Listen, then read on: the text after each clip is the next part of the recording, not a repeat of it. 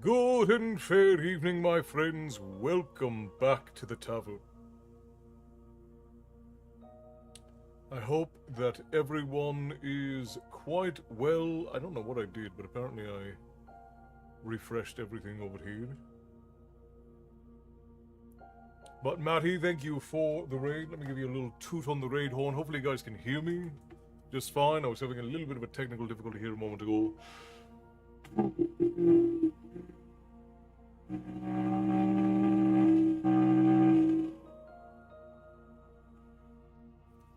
But welcome in, everyone. I'm so glad that you could join us tonight for another round of stories. We're on to a very important chapter in Book 6 of Harry Potter. Erin, 8 months in a row. Now that is absolutely monumental. Thank you kindly for the continued support of the tavern. Tips of the tavern keeper, always appreciated. Molly Sue, hello, welcome in. Is that Scott Pilgrim? Oh, is it? Possibly. If it reverted back to the old ones, then maybe. It just might be if it reverted to my very, very old ones. We do have two separate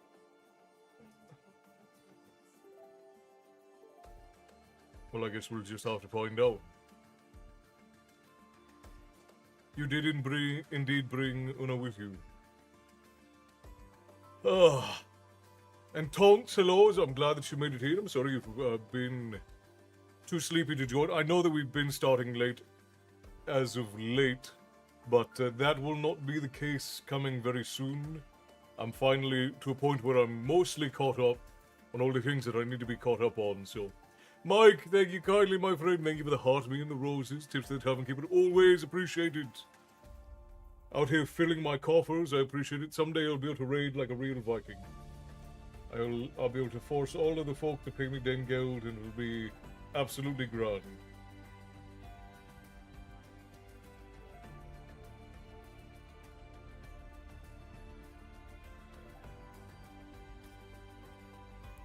I'm babysitting the kids I used to nanny, and I'm about to fall asleep. Don't fall asleep! Erin, you have to stay awake.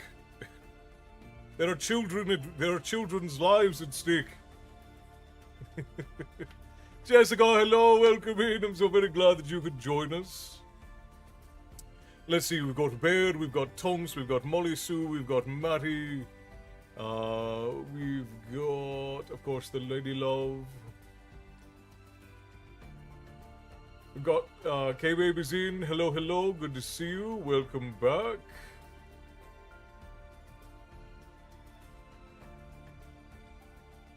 Alright.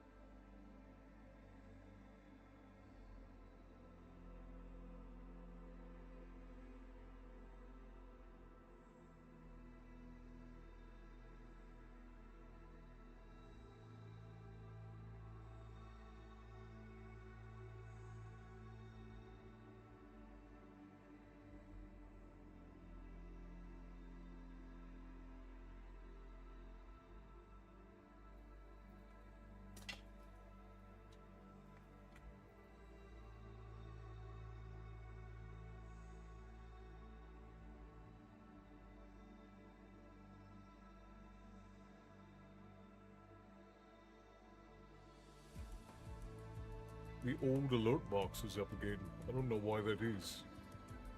Can you guys hear me now? I don't know why I'm having this technical difficulty, but I am having a technical difficulty. So I apologize for that. Just being a royal pain in the backside. You might have very well brought the goblins. I've been listening to 1989 Taylor Swift all day. I feel like dancing. Well, fair enough, Erin, whatever you like. But Ashley, Jessica, Mike, welcome in everyone. It's good to see you all. I'm going to give the microphone a minute to make sure that it's not going to keep doing what it's been doing. Because I don't want to be in the middle of reading and it just suddenly shut off on me.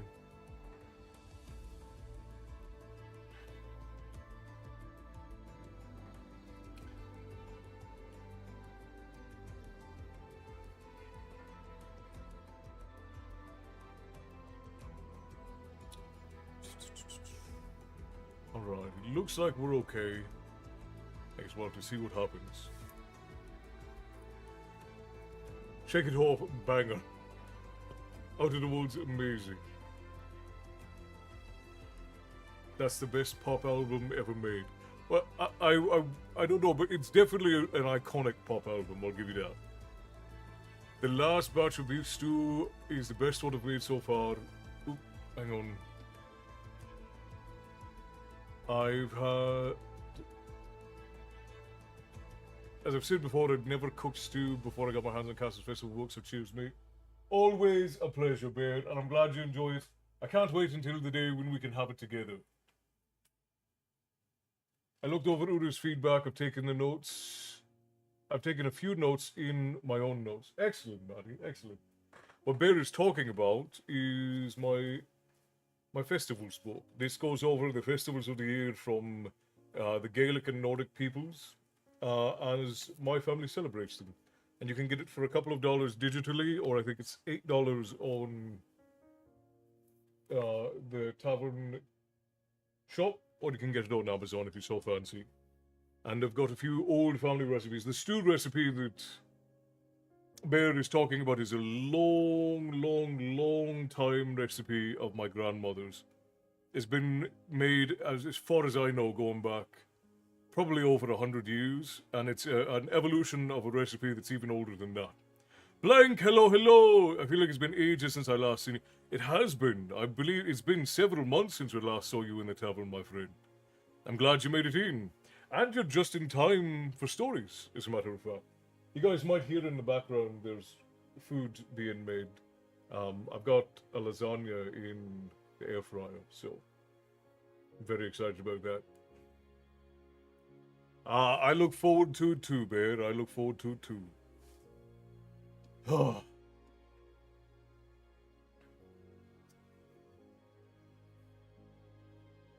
Wonderland, I'm screaming out at the top of my lungs. You Are in Love makes me cry.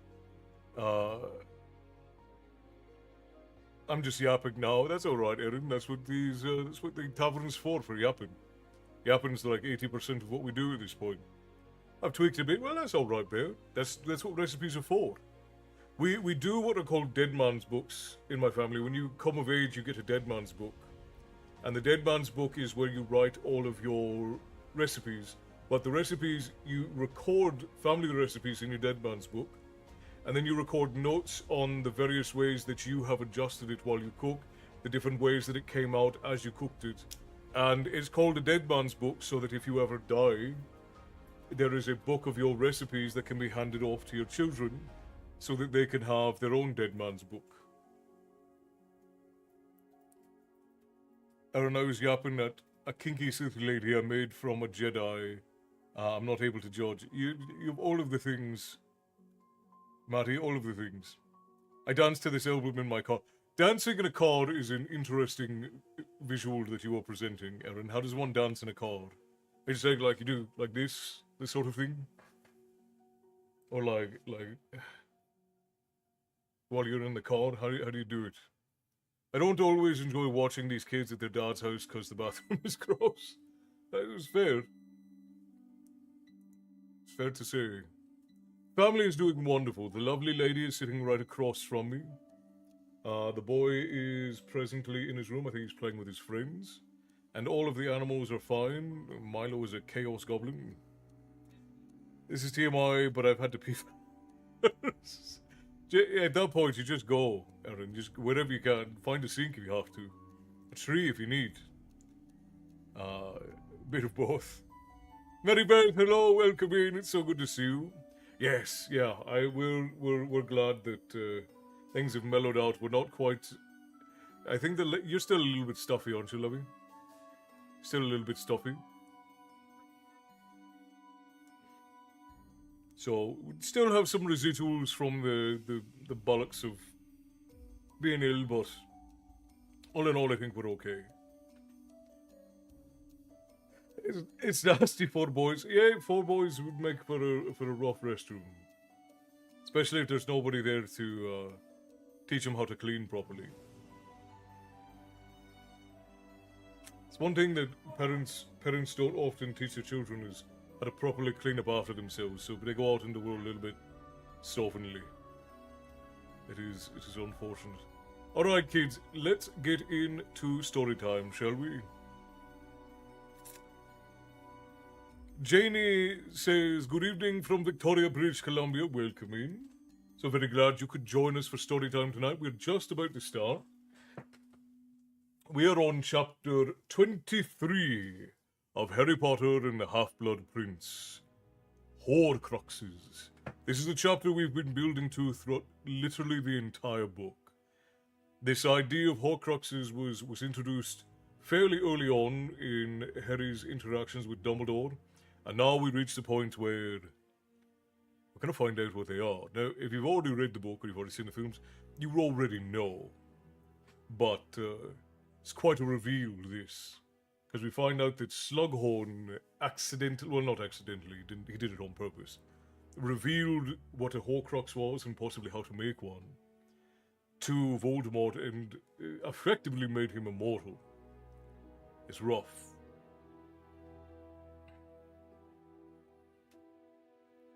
Many will say no man is an island, but when you pee, you're a nation. That's hilarious, Bear. That is hilarious. I've been teaching them table manners. Well, good. Good on you being an influence then. These kids are animals. To be fair, most children start out as animals. They have to have not animal parents in order to not be animals. I'm a Nordic pagan. I have some Norwegian in me. Oh, very good. My name is, I'm sure you probably know, but my name is Castle. This is my tavern, and here we talk about myth and lore and tales of yore. Every now and again I read you all a bedtime story. I come from an old clan of Irish Norsemen from Southern Ireland. I grew up in Southern Ireland and in north of Oslo with my various uncles. And now I live out in the US, and I'm a classically trained storyteller.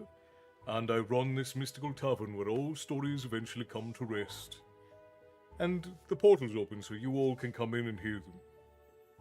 Kristen, hello! Good to see you. Welcome in. They don't wait for others to finish at the table, and I'm telling them, hell no. We wait for each other. Yeah, that's important. Frost, my friend, welcome. So very glad you made it. Alright, let's begin. While my lasagna is cooling.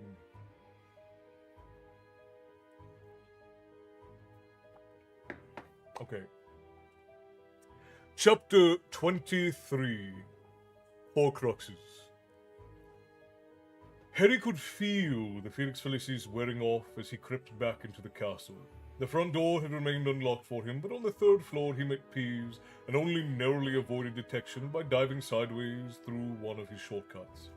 By the time he got up to the portrait of the fat lady and pulled off his invisibility cloak, he was not surprised to find her in a most unhelpful mood.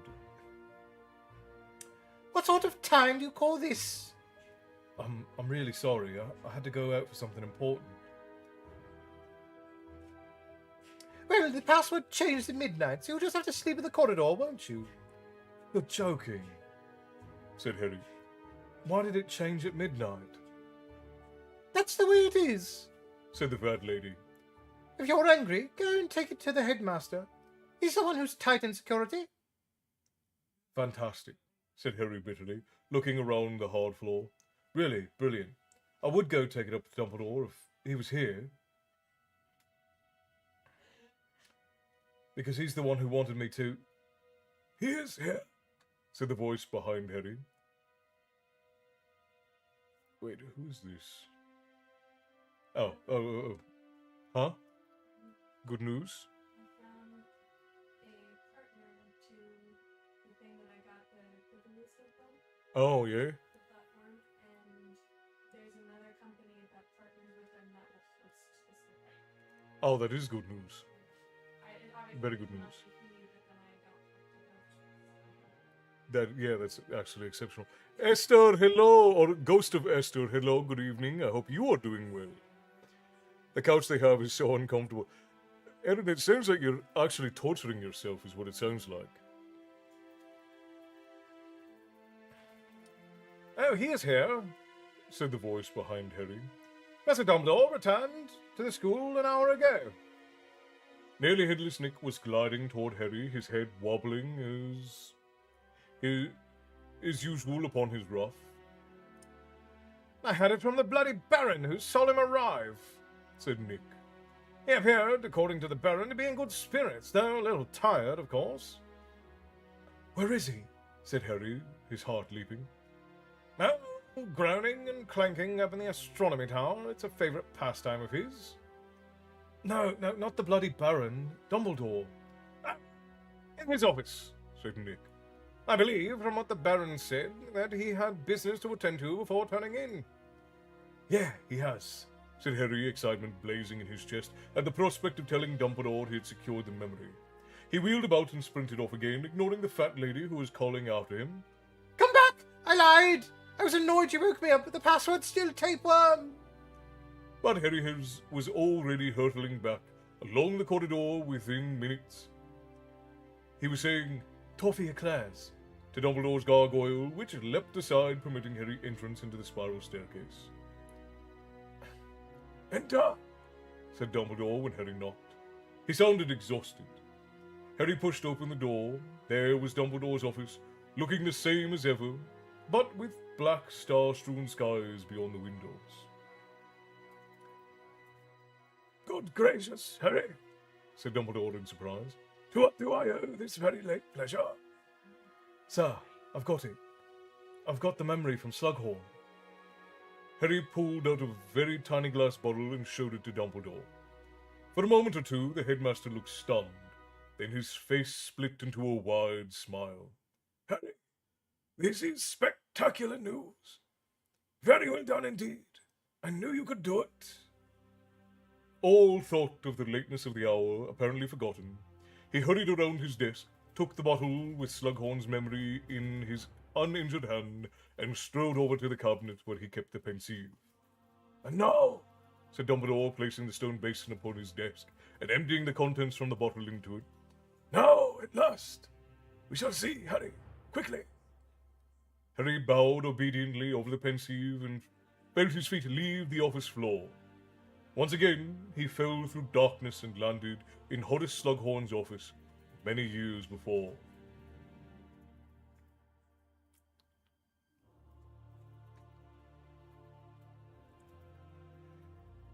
There was a much younger Slughorn with his thick, shiny, straw-coloured hair and his gingery blonde moustache, sitting again in a comfortable winged armchair in his office, his feet resting upon a velvet puff, a small glass of wine in one hand, and the other rummaging in a box of crystallized pineapple.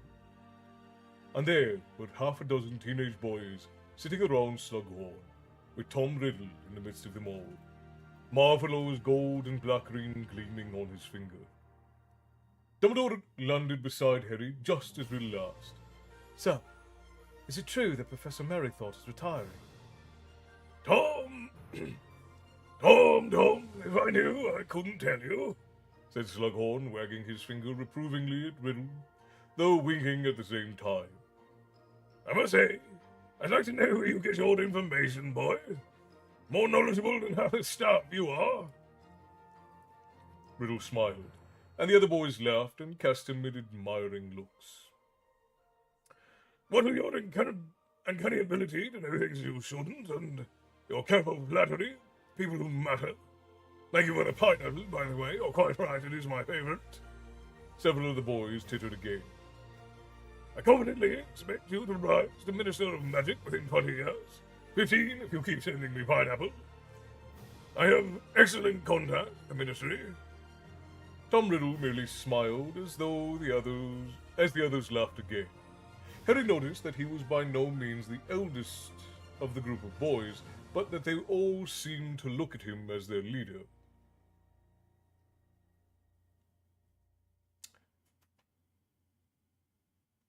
I don't know that politics would suit me, sir, he said when the laughter had died away.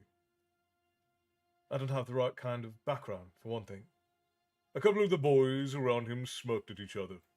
Harry was sure they were enjoying a private joke, undoubtedly about what they knew or suspected regarding their gang leader's famous ancestor. Nonsense, said Slughorn briskly. Could be plainer you come from decent wizarding stock, abilities like yours. No, you'll go far, Tom. I've never been wrong about a student yet. The small golden clock standing up against Slughorn's desk chimed 11 o'clock. Behind him, and he looked around. Good gracious, is it time already? You'd better get going, boys, or you'll be all in trouble. Lestrade, I want your essay by tomorrow, or it's detention. Same goes to you, Avery. One by one, the boys filed out of the room. Slughorn heaved himself out of his armchair and carried his empty glass over to his desk. A movement behind him made him look around. Riddle was still standing there. Look sharp, Tom. Don't want to be caught out of bed. After hours, and you a prefect. Sir, I wanted to ask you something. Ask away then, my boy, ask away. Sir, I wondered what you know about Horcruxes. Slughorn stared at him, his thick fingers absent-mindedly caressing the stem of his wineglass. Project for defense against the Dark Arts, is it? But Harry could tell that Slughorn knew perfectly well that that was not schoolwork. Not exactly, sir, said Riddle. I came across a term while reading, and I didn't fully understand it.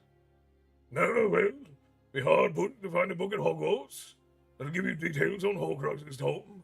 That's very dark stuff. Very dark indeed, said Slughorn. But you obviously know all about them, sir. I mean, a wizard like you. Sorry, if you can't tell me, obviously. I just knew if anyone could tell me, you could. So I just thought I'd ask. It was very well done, thought Harry. The hesitancy, the casual tone, the careful flattery. None of it overdone. He, Harry, had had too much experience of trying to wheedle information out of reluctant people not to recognize a master at work. He could tell that Riddle wanted the information very, very much. Perhaps he'd been working towards this moment for weeks. Well, said Slughorn, not looking at Riddle, but fiddling with the ribbon on the top of his box of crystallized pineapple. Well, it can't hurt to give you an overview, of course. Just so that you understand the term. A Horcrux is a word used for an object in which a person conceals part of their soul. I don't quite understand how that works, though, sir, said Riddle. His voice was carefully controlled, but Harry could sense his excitement. Well, you split your soul, you see, said Slughorn, and hide it, part of it, in an object outside of your body. Then, even if one's body is attacked or destroyed, one cannot die, for a part of the soul remains earthbound and undamaged. But of course, existence in such a form. Slughorn's face crumpled, and Harry found himself remembering words that he had heard nearly 2 years before. I was ripped from my body. I was less than a spirit, less than the meanest ghost, but still I was alive. Few would want it, Tom, very few. Death would be preferable. But Riddle's hunger was now apparent. His expression was greedy. He could no longer hide his longing. How do you split your soul? Well, said Slughorn uncomfortably, you must understand that the soul is supposed to remain intact and whole. Splitting is an act of violation that is against nature. But how do you do it? By an act of evil. The supreme act of evil. By committing murder. Killing rips a soul apart. The wizard, intent upon creating the Horcrux, would use the damage to his advantage. He would encase the torn portion. Encase? But how? There is a spell, but do not ask me, I do not know, said Slughorn, shaking his head like an old elephant bothered by mosquitoes. Do I look as though I've tried it? Do I look like a killer? No, sir. Of course not, said Riddle quickly. I'm sorry, I didn't mean to offend. Not at all, not offended, said Slughorn gruffly. It's natural to feel some curiosity about these things. Wizards of a certain caliber have always been drawn to that aspect of magic. Yes, sir, said Riddle. What I don't understand, though, just out of curiosity, I mean, would one Horcrux be much use? Can you really split your soul once? Wouldn't it be better and make you stronger to have your soul in more pieces, I mean? For instance, isn't 7 the most powerfully magical number? Wouldn't 7? Merlin's beard, Tom, Yelped Slughorn. 7? Isn't it bad enough to think of killing one person? And in any case, bad enough to divide the soul, but to rip it into 7 pieces? Slughorn looked deeply troubled now. He was gazing at Riddle as though he had never seen him plainly before, and Harry could tell that he was regretting entering the conversation at all. Of course, he muttered. It's all hypothetical we're discussing, isn't it? All academic. Yes, sir, of course, said Riddle quickly. All the same, Tom, keep it quiet, what I've told you. That's to say, what we've discussed. People wouldn't like it to think we've been chatting about Horcruxes. It's a banned subject at Hogwarts, you know. Dumbledore's fiercely about it. I won't say a word, sir, said Riddle, and he left, but not before Harry glimpsed his face, which was full of the same wild happiness it had worn when he had first found out that he was a wizard. The sort of happiness that did not enhance his handsome features, but made them somehow less human.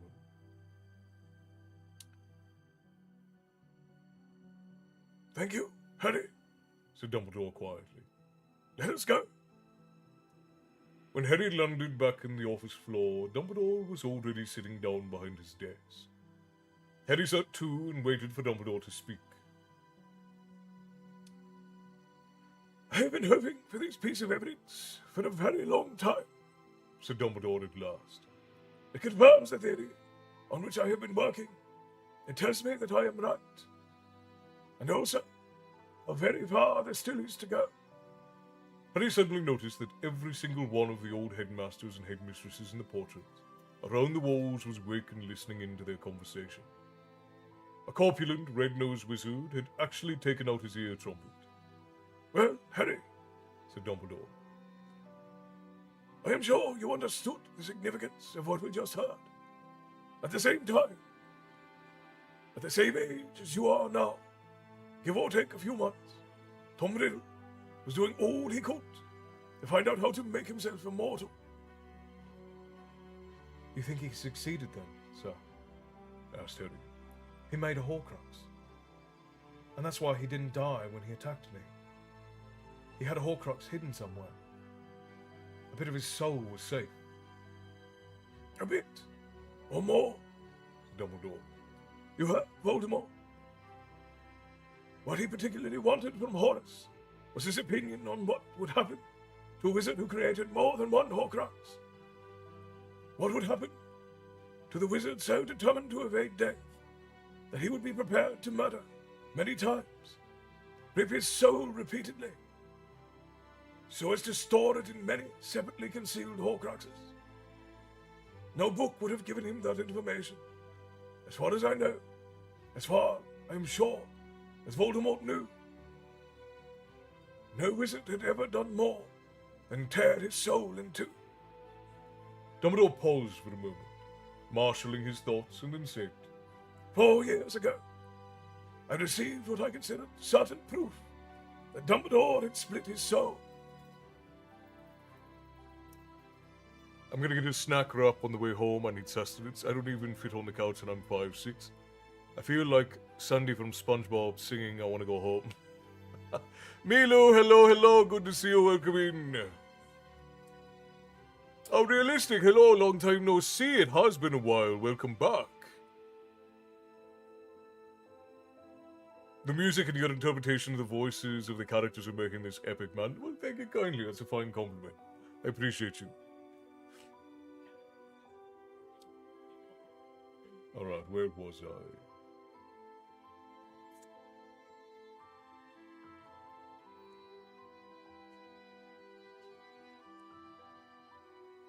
Where? Asked Harry.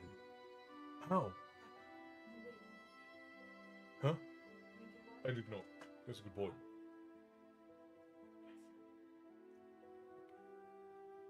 I'm over to this. It hurts being on this couch, so don't be on the couch, love. Stand up. Go to a chair, perhaps. Lay down in a tub, maybe. I guess if the bathroom's dirty, that's not great. He's pretty great, I agree. Oh, you flatter me, Blank. You flatter me. But I appreciate that you all enjoy the storytelling. It's either this or an IKEA chair, no pillows, nothing. That is rough. I suppose the floor is not exactly carpeted then either. You handed it to me, Harry, said Dumbledore. The diary, Riddle's diary. The one giving instructions on how to reopen the Chamber of Secrets. I don't understand, sir, said Harry. Well, although I did not see Riddle, who came out of the diary, what you described to me was a phenomenon I had never witnessed. A mere memory, starting to act and think for itself. A mere memory, sapping the life out of the girl, into whose hands it had fallen. No, something much more sinister had lived inside that book. A fragment of soul. I was almost sure of it. The diary had been a Horcrux. But this raised as many questions as it answered. What intrigued me and alarmed me most was that the diary had been indeed intended as a weapon as much as a safeguard. I still don't understand, said Harry. Well, it worked as a Horcrux is supposed to work. In other words, the fragment of soul concealed inside of it was kept safe and had undoubtedly played a part in preventing the death of its owner. But there was no real doubt that Riddle really wanted that diary read. Wanted the piece of his soul to inhabit and possess someone else. So that Slytherin's monster would be unleashed again. Well, he didn't want his hard work to be wasted, said Harry. He wanted people to know he was Slytherin's heir, because he couldn't take credit at the time. Quite correct, said Dumbledore, nodding. But don't you see, Harry, that if he intended the diary to be passed to, or planted on, some future Hogwarts student, he was being remarkably blasé about that precious fragment of his soul concealed within it. The point of a Horcrux is, as Professor Slughorn explained, to keep part of itself hidden and safe, not to fling it into somebody else's path, but run the risk that they might destroy it. As indeed happened, that particular fragment of his soul is no more. You saw to that. The careless way in which Voldemort regarded this Horcrux seemed most ominous to me. It suggested that he must have made, or been planning to make, more Horcruxes, so that the loss of his first would not be so detrimental. I did not wish to believe it. Nothing else seemed to make sense. Then you told me, 2 years later, that on the night that Voldemort returned to his body, he made the most illuminating and alarming statement to his Death Eaters. I, who have gone further than anyone along the path that leads to immortality. That was what you told me, he said. Further than anybody.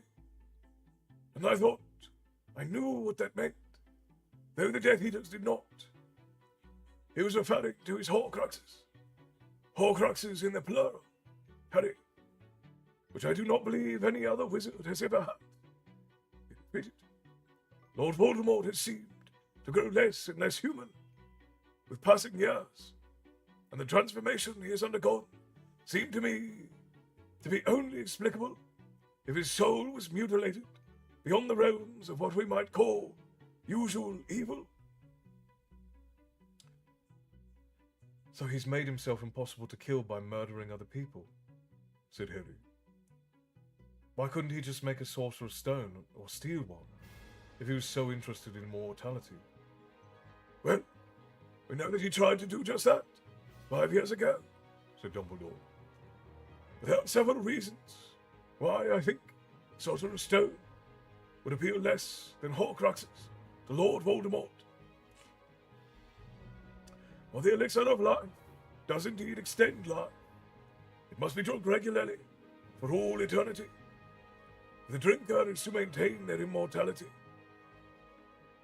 Therefore, Voldemort would be entirely dependent on the elixir, and if it ran out or was contaminated, or if the stone was stolen, he would die just like any other man. Voldemort likes to operate alone, remember. I believe that he would have found the thought of being dependent, even on the elixir, intolerable. Of course, he was prepared to drink it, if it would take him out of the horrible part of life, to which he was condemned after attacking you, but only to regain a body. Thereafter, I am convinced, he intended to continue relying on his Horcruxes. He would need nothing more, if only he could regain a human form. He was already immortal, you see, or as close to immortal as any man can be. But now, Harry, armed with this information, the crucial memory you have succeeded in procuring for us, we are closer to the secret of finishing Lord Voldemort than anyone has ever been before. You heard him, Harry. Wouldn't it be better, make you stronger, to have your soul in more pieces? Isn't 7 the most powerfully magical number? Isn't 7 the most powerfully magical number? Yes, I think the idea of a 7-part soul would greatly appeal to Lord Voldemort. He made 7 Horcruxes, said Harry horror-struck, while several of the portraits on the wall made similar noises of shock and outrage. But they could be anywhere in the world, hidden, buried, or invisible. I'm glad to see you appreciate the magnitude of the problem, said Dumbledore calmly. but actually, no, Harry, not 7 Horcruxes, 6. 7th part of his soul, however made, resides inside his regenerated body. That was part of him that lived in spectral existence for so many years during his exile. Without that, he has no self at all. That 7th piece of his soul would be the last that anybody wishing to kill Voldemort must attack, the piece that lives in his body. But 6 Horcruxes then, said Harry a little desperately. How are we supposed to find them? You're forgetting. You've already destroyed one of them, and I have destroyed another. You have, said Harry eagerly. Yes, indeed, said Dumbledore, and he raised his blackened, burned-looking hand. The ring, Harry, marvelous ring, and a terrible curse there was upon it too. Had it not been, forgive me for my lack of seemly modesty, for my own prodigious skills, and for Professor Snape's timely action when I returned to Hogwarts, desperately injured, I might not have lived to tell the tale. A withered hand does not seem an unreasonable exchange, but a 7th of Voldemort's soul. The ring is no longer a Horcrux. But how did you find it? Well, as you know, for many years, I have made it my business to discover as much as I can about Voldemort's past life. I have travelled widely, visited those places he once knew. I stumbled across the ring hidden in the ruins of Gaunt's house. It seems that once Voldemort had succeeded in sealing a piece of his soul inside of it. He did not want to wear it anymore. He hid it, protected by many powerful enchantments, in the shack where his ancestors had once lived. Morphin having been carted off to Azkaban, of course. Never guessing that I might one day take the risk to visit the ruin, and that I might be keeping an eye open for traces of magical concealment. However, we should not congratulate ourselves too heartily. You destroyed the diary and I the ring. But if we are right in our theory of 7 parts soul, 4 Horcruxes remain. But they could be anything, said Harry. They could be old tin cans or, I don't know, empty potion bottles. You're thinking of portkeys, Harry, which must be ordinary objects, easy to overlook. But would Lord Voldemort use tin cans or old potion bottles to guard his own very precious soul? You're forgetting what I have showed you. Lord Voldemort likes to collect trophies, and he preferred objects with a powerful magical history. His pride, his belief in his own superiority, his determination to carve for himself a startling place in magical history. These things suggest to me that Voldemort would have chosen his Horcruxes with some care, favouring objects worthy of his honour. The diary wasn't that special. The diary, as you have said, was proof that he was the heir of Slytherin. And I am sure Voldemort considered it of stupendous importance. So the other Horcruxes, said Harry. Do you think you know what they are? I can only guess, said Dumbledore. For the reasons that I have given, I believe that Voldemort would prefer the objects in themselves have a certain grandeur. I have therefore trawled back through Voldemort's past to see if I can find evidence that such artifacts have disappeared around him. The locket, said Harry loudly.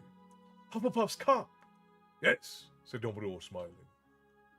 I would be prepared to bet, perhaps not my other hand, but a couple of fingers, that they became Horcruxes 3 and 4. The remaining 2, assuming again that he created a total of 6, are more of a problem. But I will hazard a guess that, having secured objects from Hufflepuff and Slytherin, he set out to track down objects owned by Gryffindor and Ravenclaw. 4 objects from the 4 founders, I am sure, have exerted a powerful pull over Voldemort's imagination. I cannot answer whether he managed to find anything of Ravenclaw's. I am confident, however, that the only known relic of Gryffindor remains safe. Dumbledore pointed his blackened fingers to the wall behind him, where the ruby-encrusted sword reposed within a glass case. Do you think that's why he really wanted to come back to Hogwarts, sir? Said Harry. To try and find something from one of the other founders. My thoughts precisely, said Dumbledore. But unfortunately, that does not advance us much further. For he was turned away, or so I believe, without chance to search the school. I'm forced to conclude that he never fulfilled his ambition of collecting 4 founders' objects. He definitely had 2. He may have found 3. That is the best we can do for now. Even if he got something of Ravenclaw's or Gryffindor's, that leaves a 6th Horcrux, said Harry, counting on his fingers. Unless he got both. Voice of the Void, thank you for the heart me, and PR Punk, thank you for the heart me and the rose. Tips to the Tavern Keeper are always appreciated. Thank you kindly for that.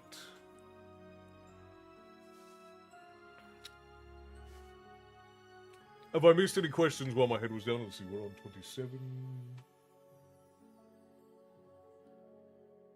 We got about 5 pages left.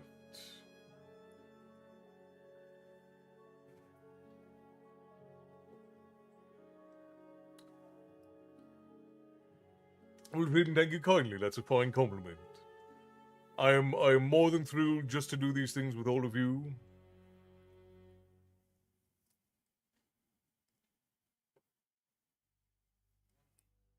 What was the problem? Navi? The overlays were wrong.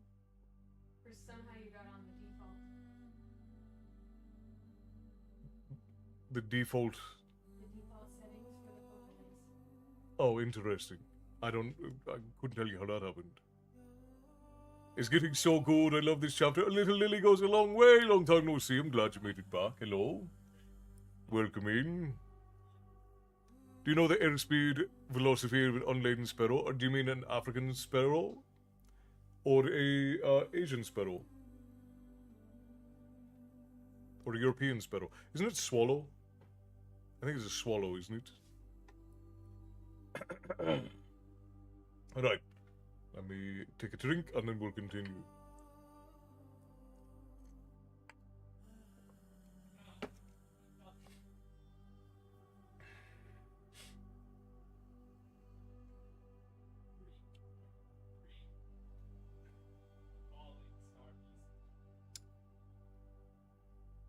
I don't think so, said Dumbledore. I think I know what the 6 Horcrux is. I wonder what you will say when I confess that I've been curious for a while about the behavior of the snake, Nagini. Snake, said Harry, startled. You can use animals as Horcruxes. Well, it is inadvisable to do so, said Dumbledore, because you confide a part of your soul to something that can think and move for itself. It's obviously very risky business. However, if my calculations are correct, Voldemort was still at least 1 Horcrux short of his goal of 6 when he entered your parents' house with the intention of killing you. He seems to have reserved the process of Horcrux making for particularly significant days. You would certainly have been that. He believed that in killing you, he was destroying the danger the prophecy had outlined. He believed he was making himself invincible. I am sure that he was intending to make this final Horcrux with your death. As we know, he failed. After an interval of some years, however, he used Nagini to kill an old Muggle man, and it might have occurred to him to turn her into his last Horcrux. She underlines the Slytherin connection that enhances Lord Voldemort's mystique. I think he is perhaps as fond of her as he can be of anything. He certainly likes to keep her close, and seems to have an unusual amount of control over her, even for a parcel mouth. So, said Harry, diary's gone, the ring's gone, the cup, the locket, and the snake are still intact. And you think there might be a Horcrux that once was Ravenclaws or Gryffindors? An admirably succinct and accurate summary, yes, said Dumbledore, bowing his head. So, are you still looking for them, sir? Is that where you've been going when you've been leaving the school? Correct, said Dumbledore. I have been looking for a very long time. I think, perhaps, I may be close to finding another one. There are hopeful signs. And if you do, said Harry quickly, can I come with you to help get rid of it? Dumbledore looked at Harry very intently for a moment before saying, Yes, I think so. I can, said Harry, thoroughly taken aback. Oh yes, said Dumbledore, smiling slightly. I think you have earned that right, Harry. Harry felt his heart lift. It was very good not to hear the words of caution and protection for once. The headmasters and headmistresses on the wall seemed less impressed by Dumbledore's decision. Harry saw a few of them shaking their heads, and Phineas Nigelus actually snorted. Does Voldemort know when a Horcrux is destroyed, sir? Can he feel it? Harry asked, ignoring the portraits. A very interesting question, Harry. I believe not. I believe that Voldemort is now so immersed in evil that these crucial parts of himself have been detached for so long, he does not feel as we do.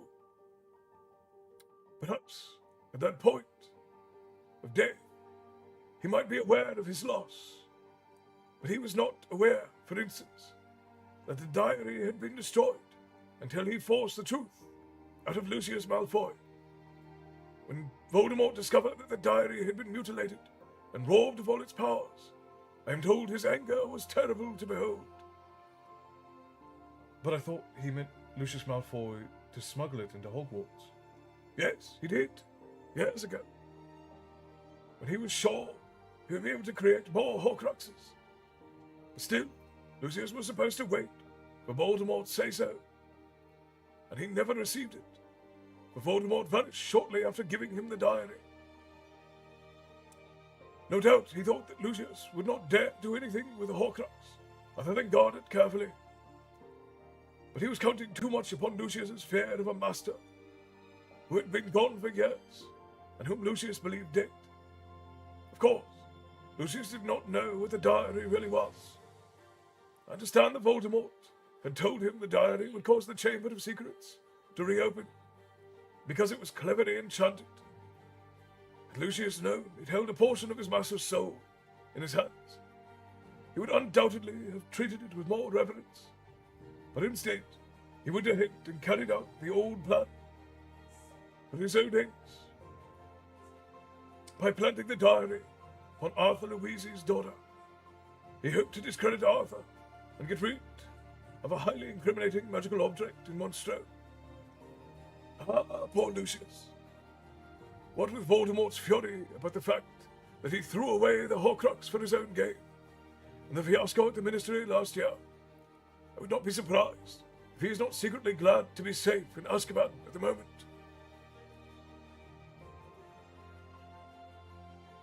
You give Dumbledore vibes, by the way. Thank you. I'll take that as a compliment. It is a wonderful chapter. This is one of the better chapters. I'm okay. I had to take a break. Family emergency forced my hand. Had to rest to restart PSA. Well, I'm glad that you took the time to reset, Tsunomi, and I hope that you're feeling well. And I hope that everything that went on with your family is either on the way to resolving itself or has resolved itself already. And I appreciate you coming back in to share some time with us.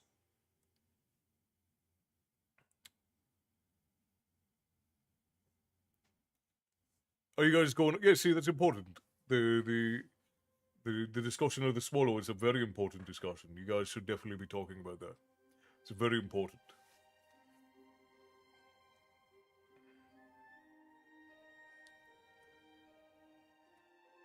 Please remember to take care of your health and body seriously. It's no joke refusing to go to the ER will literally cost you your life.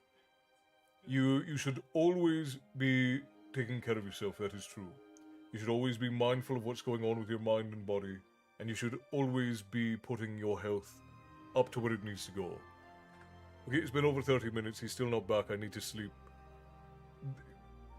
Yeah, that is unfortunate. You should call someone, Erin, if you can. Alright, where was I?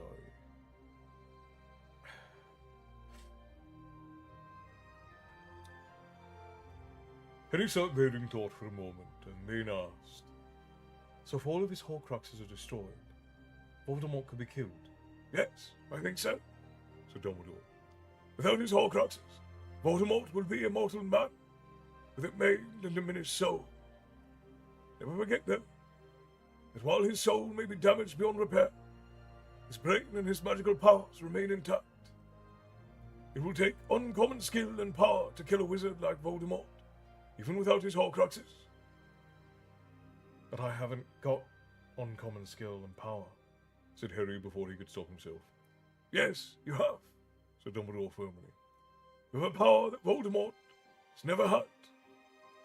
You can." "I know," said Harry impatiently. "I can love." It was only with difficulty that he stopped himself, adding, "Big deal." "Yes, Harry, you can love," said Dumbledore, who looked as though he knew perfectly well what Harry had refrained from saying. "Which, given everything that has happened to you, is a great and remarkable thing. You're still too young to understand how unusual you are, Harry." "So when the prophecy says I'll have the power the Dark Lord knows not, it just means love?" Harry asked, feeling a little let down. "Yes, just love," said Dumbledore. "But Harry, never forget that what the prophecy says is only significant because Voldemort made it so. I told you this at the end of last year. Voldemort singled you out as the person who would be most dangerous to him, and in doing so, he made you the person who would become most dangerous to him. But it comes to the same. No, does it? Dumbledore, sounding impatient now, pointing at Harry with his black withered hand, he said, "You're setting too much store by the prophecy." "But," said Harry, "but you said the prophecy means..." "If Voldemort had never heard the prophecy, would it have been fulfilled? Would it have meant anything? Of course not. Do you think every prophecy in the whole of prophecies has been fulfilled?" "But," said Harry, bewildered, "but last year you said one of us would have to kill the other." Harry, only because Voldemort made a grave error and acted on Professor Trelawney's words. If Voldemort had never murdered your father, would he have imparted in you a furious desire for revenge?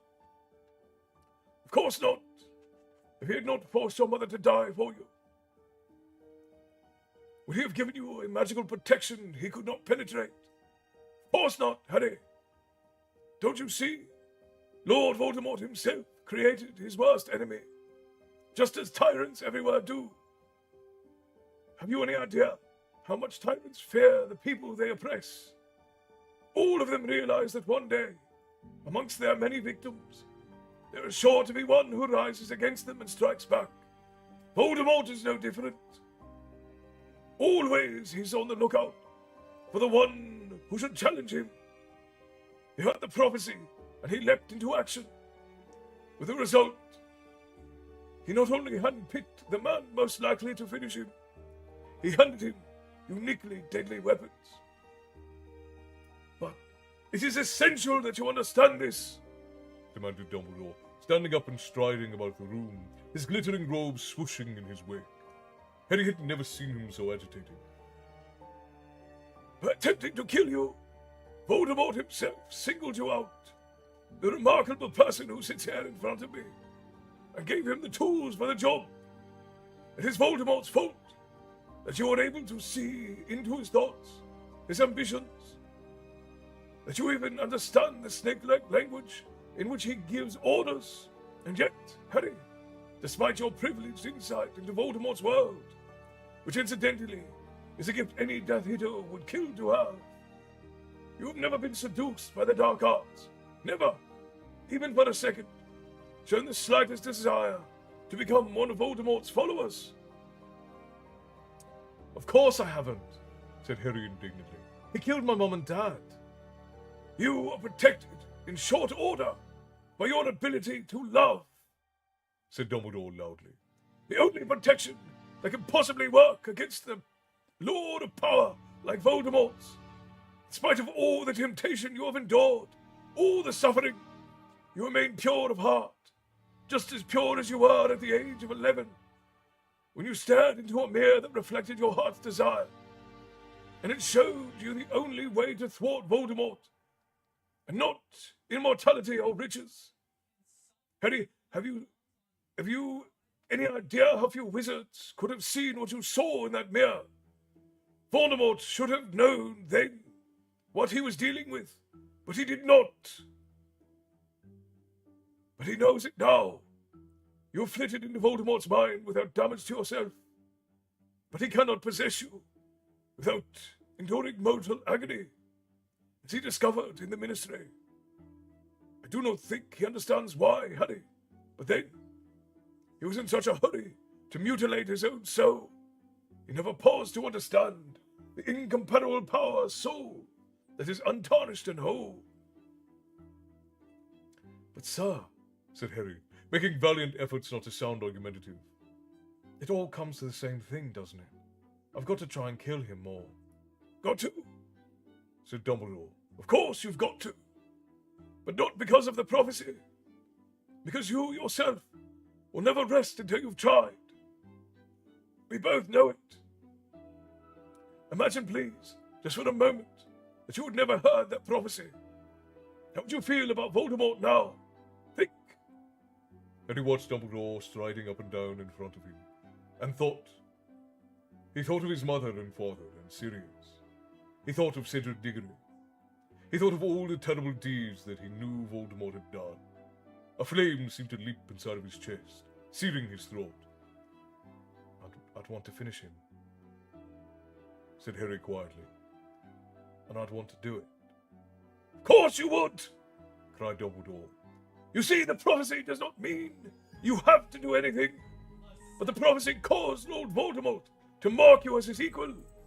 In other words, you are free to choose your way, quite free to turn your back on the prophecy. But Voldemort continues to set store by the prophecy. He will continue to hunt you, which makes it certain, really, that one of us is going to end up killing the other, said Harry. Yes. But he understood at last what Dumbledore had been trying to tell him. It was, he thought, the difference between being dragged into the arena to face a battle to the death and walking into the arena with your head held high.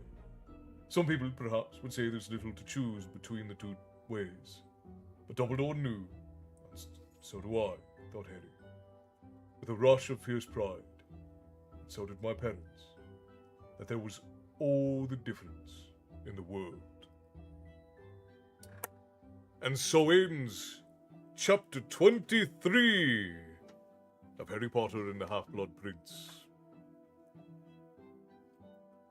The books give so much more than the movies, it's insane. That is true, they absolutely do.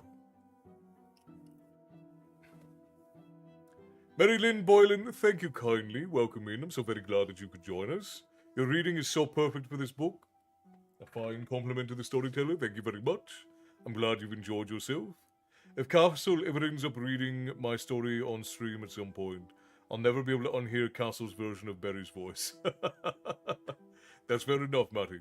Alright, friends, I'm going to pop up for just a few minutes to stretch my legs. Do we want another chapter first? I already know the answer, but let's get it out of the way. Do we want another chapter of Harry Potter before the night ends?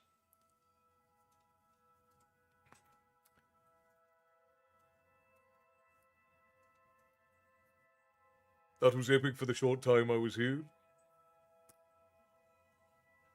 Yes, please, please, of course. I voice 50,000 yeses. Or Bear says yes. I did, indeed.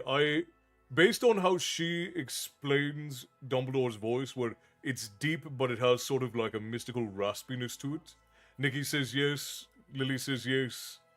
The actor who played Dumbledore in the first films, I felt really embodied older Dumbledore. Obviously, when I do his younger voice, it's a little bit different. It's a little bit deeper, not quite as raspy and whispery.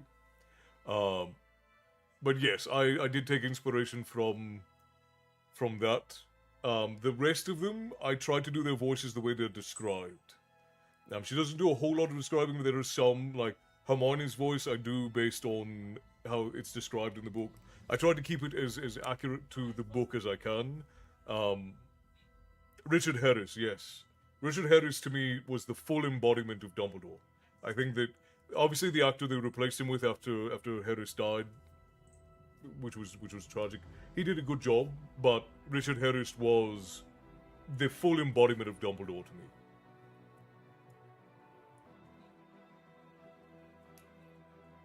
In the rest of the films, didn't even read the books. Yeah, and like, Richard Harris was an absolutely amazing keeper of that story. Not sure you see my comments, Castle. Yes, please. I do indeed see them.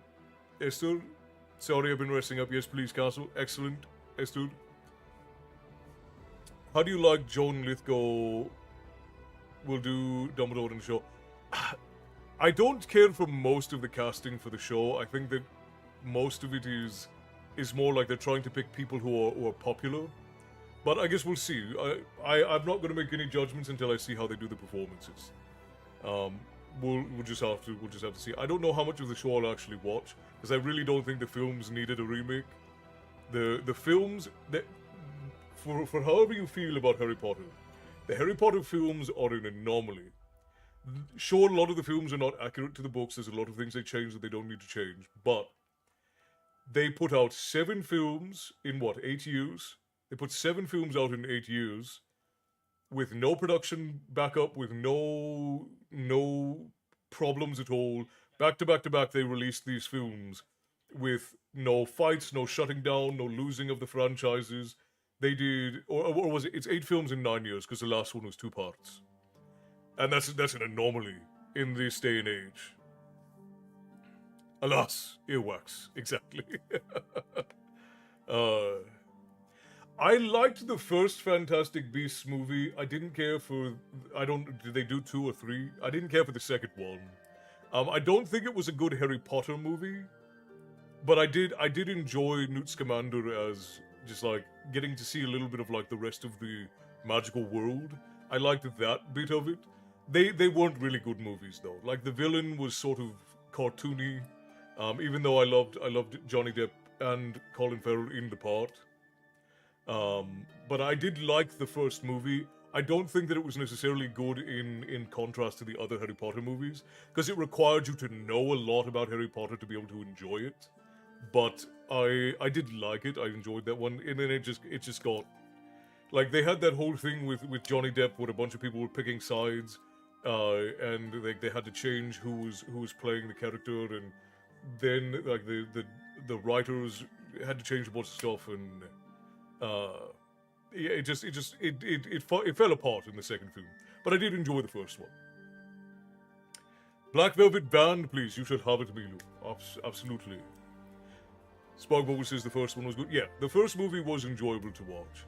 Now, they didn't need the other 2 movies, in my opinion. It's like The Hobbit didn't need 3 films. The Hobbit certainly didn't need 3 films. They added a lot of unnecessary things to The Hobbit that I didn't care about, and they cut things out that they didn't need to cut out as well. So all of that other bother. I'm not going to get onto my rambles about Lord of the Rings because we could be here all night with that.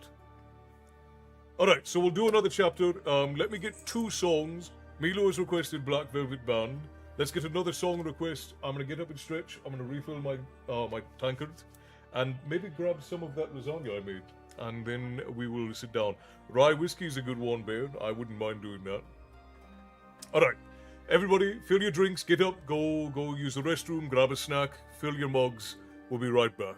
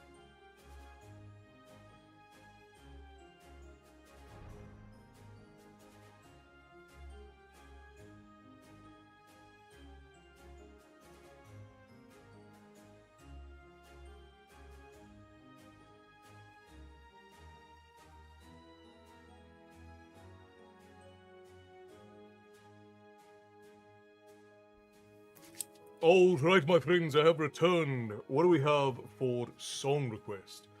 I know we had Black Velvet Band. We're gonna mute the music here for a second while we do songs.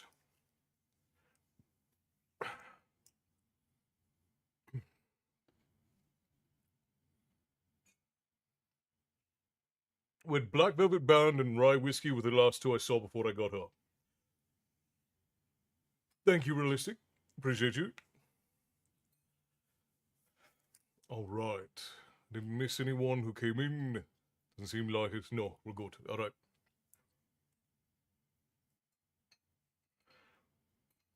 Just putting it out there, I asked if we could do Tale of the Shadow just before Bear put in his request. Ah, okay. Yeah, we could probably do all three. We can do all three. I think I'm feeling up to all three.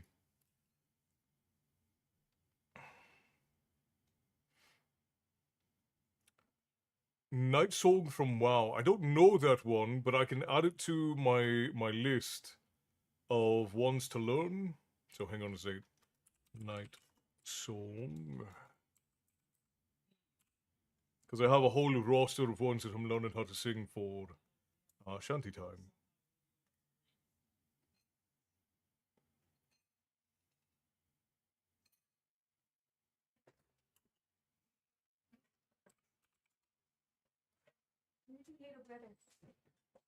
Oh, interesting. He's probably in Everett's room. Okay, let's do... I moved my laundry to the chair for Dundee's cage. Now he can listen to shanties. Excellent, Christy. Excellent. Yeah, did I not acknowledge you, Frost? Yes. I saw you say Tell of the Shadow for Matty. I might have acknowledged you as a different person. Oh wait, singing? Nah, never mind, dude. So it's just ambient music. Oh, yeah. So we sing shanties together. That's what shanty time is for. There's a lyric version of Night Song though. There's a lyric version of the song. It says in English and Darnassian. So it might be something that's learnable. Lovey, should we do Black Velvet Band, Rye Whiskey, or Tale of the Shadow first?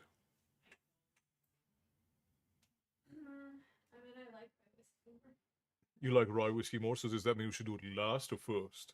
No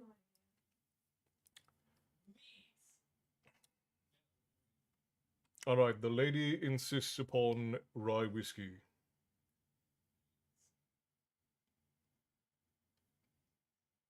And you know what they say about rye whiskey? Rye whiskey, rye whiskey, rye whiskey, I cry. If you don't give me rye whiskey, I might very well die. Right? Or so they say. I'd like some rye whiskey.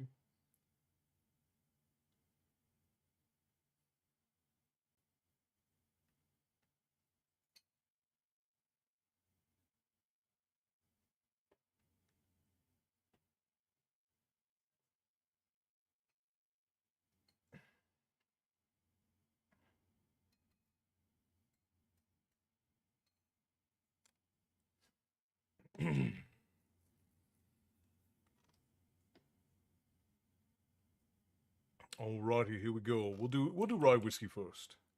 We'll do rye whiskey, then Tale of the Shadow, and then Black Velvet Band. Black Velvet Band is a nice mellow note to end on.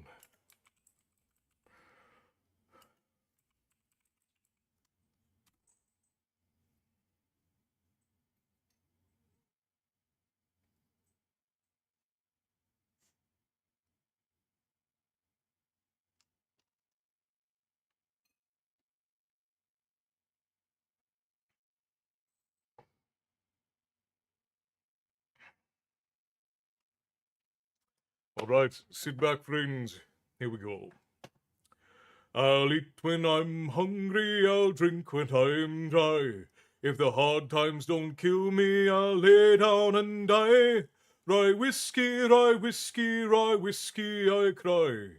If you don't give me rye whiskey, I surely will die. I'll tune up me fiddle and rose in my bow. I'll make myself welcome wherever I go. Beef steak when I'm hungry, red booze when I'm dry. Doubloons when I'm hot up, and religion when I die. They say I drink whiskey, my money's my own. And them that don't like me can leave me alone. Sometimes I drink whiskey, sometimes I drink rum. Sometimes I drink brown ale and other times none. I'll eat when I'm hungry, I'll drink when I'm dry. If the hard times don't kill me, I'll lay down and die. Rye whiskey, rye whiskey, rye whiskey, I cry. If you don't give me rye whiskey, I surely will die. But if I get boozy, my whiskey's my own. And them that don't like me can leave me alone. Jack a Diamond, Jack a Daniels, I know you of old. You've robbed me poor pockets of silver and gold. Oh, whiskey, you villain, you've been my downfall. You've kicked me and cuffed me, but I love you for all. If the ocean were whiskey and I was a duck, I'd dive to the bottom and drown to get drunk. I'll eat when I'm hungry, I'll drink when I'm dry. If the hard times don't kill me, I'll lay down and die. Rye whiskey, rye whiskey, rye whiskey, I cry. If you don't give me rye whiskey, I surely will die. My foot in a stirrup, her scarf in my hand. I pray thee, sweet Lily, she'll find a good man. Her parents don't like me, they say I'm too poor, unfit and unworthy to enter her door. Sweet milk when I'm hungry, rye whiskey when dry. If a tree don't fall on me, I'll live till I die. I buy my own whiskey, I make my own stew. And when I get drunk, all it's because of you. I'll eat when I'm hungry, I'll drink when I'm dry. If the hard times don't kill me, I'll lay down and die. Rye whiskey, rye whiskey, rye whiskey, I cry. If you don't give me rye whiskey, I surely will die.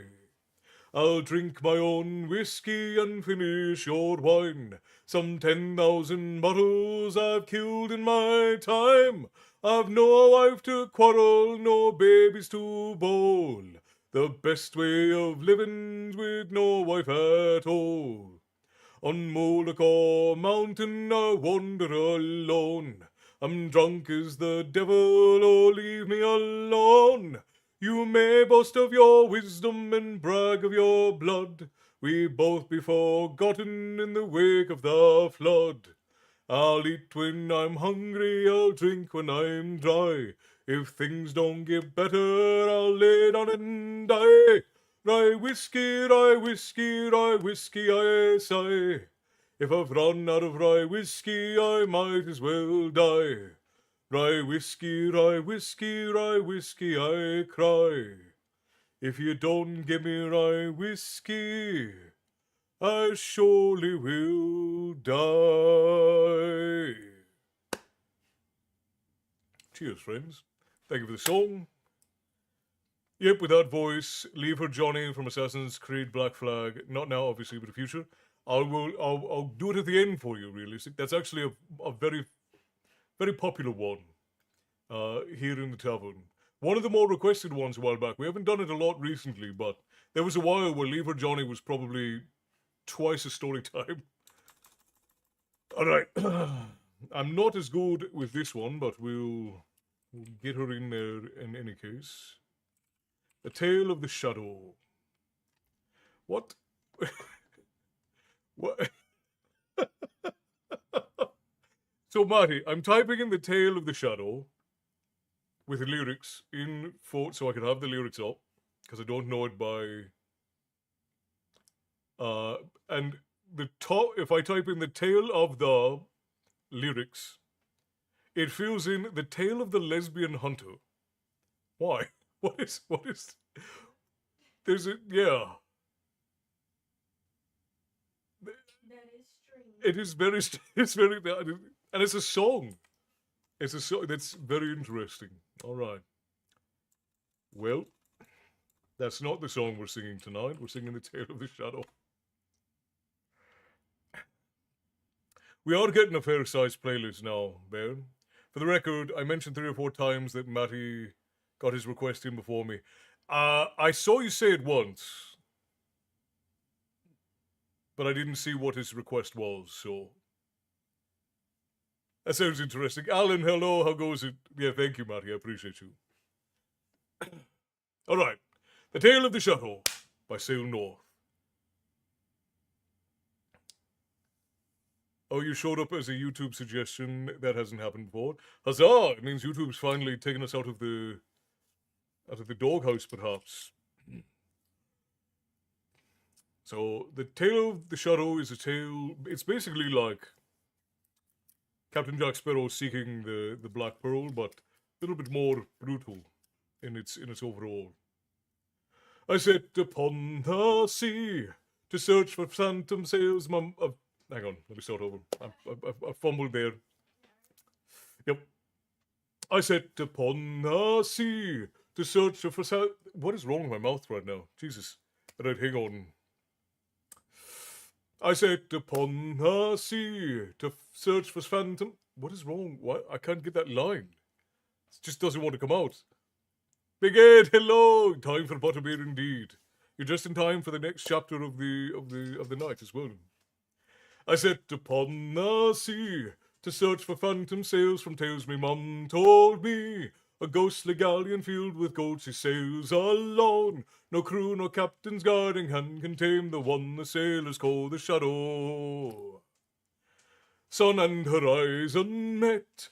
I weighed the anchor, hoisted sails, my course was set. My cutthroat crew conspiring with the stars our guide.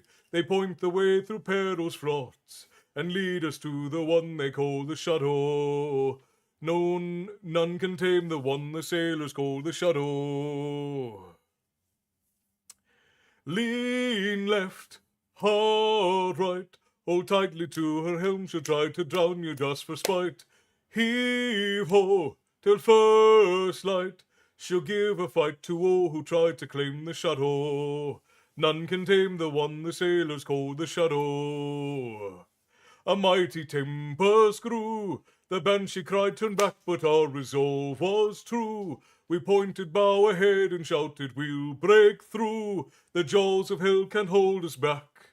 There's nothing that can keep us from the shadow. The winds blew stronger still. The ocean raged against us, tried to break our will. The sirens in the water, thirsty for a kill. Our vessel reeling to and fro, to bear us to the one they call the shadow. None can keep us from the one they call the shadow. Lean left, hard right, hold tightly to her helm, she'll try to drown you just for spite. Heave ho, till first light, she'll give a fight to all who tried to claim the shadow. None can tame the one the sailors call the shadow. As thunder split the sky, the lightning drew the shape beyond the tempest's sigh. A chill ran through me spine as the legend came alive. I slowed down there. "Avast!" I cried, "all hands be prepared to take the one they call the shadow."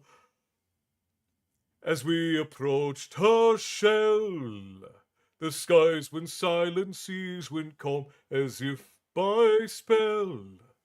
No signs of fight or flight were in her, all was well. Until I tried to take her helm. Her rigging came alive, she hung me crew before me. She stole my sight and cursed me captain of the shadow. She took my eyes and cursed me captain of the shadow. Lean left, hard right, steer clear of her, I fear she'll eat your soul, she'll take your life. Heave ho, till first light, she'll claim the souls of those who tried to tame the shadow. None can tame the one the sailors call the shadow. None can tame the one the sailors call the shadow. There are a lot of tongue twisters in that song, to be sure. It is not fit for an Irishman, that's clear. Though, thank you, Lily. And I was hoping I would get done with my live to come in. Well, I'm glad that you did, Ed. Always good to see you.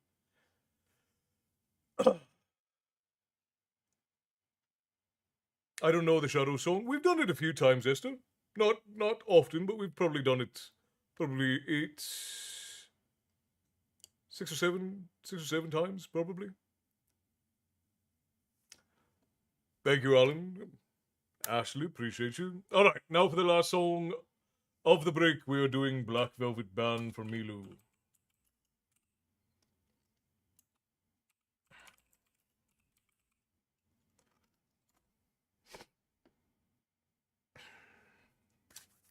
All right, if you know the lyrics, sing along, friends.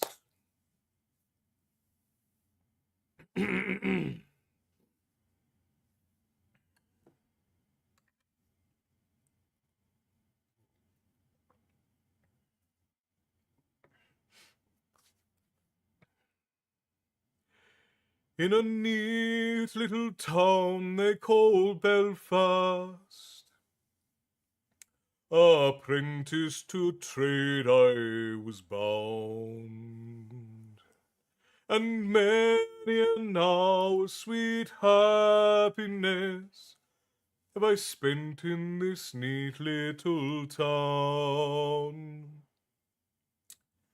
A sad misfortune came over me, which caused me to stray from the land, far away from my friends and relations, betrayed by the Black Velvet Band. Her eyes, they shone like diamonds, I thought her the queen of the land, and her hair it hung over her shoulders, tied up with a black velvet band. I took a stroll down Broadway, meaning not long for to stay. When who should I meet but this pretty fair maid came a traipsing along the highway. She was both fair and handsome, her neck it was just like a swan's, and her hair it hung over her shoulder, tied up with a black velvet band. Her eyes they shone like diamonds, I thought her the queen of the land, and her hair it hung over her shoulders, tied up with a black velvet band. I took a stroll with this pretty fair maid, and a gentleman passing us by. Well, I knew she meant the undoing of him by the look in her roguish black eye.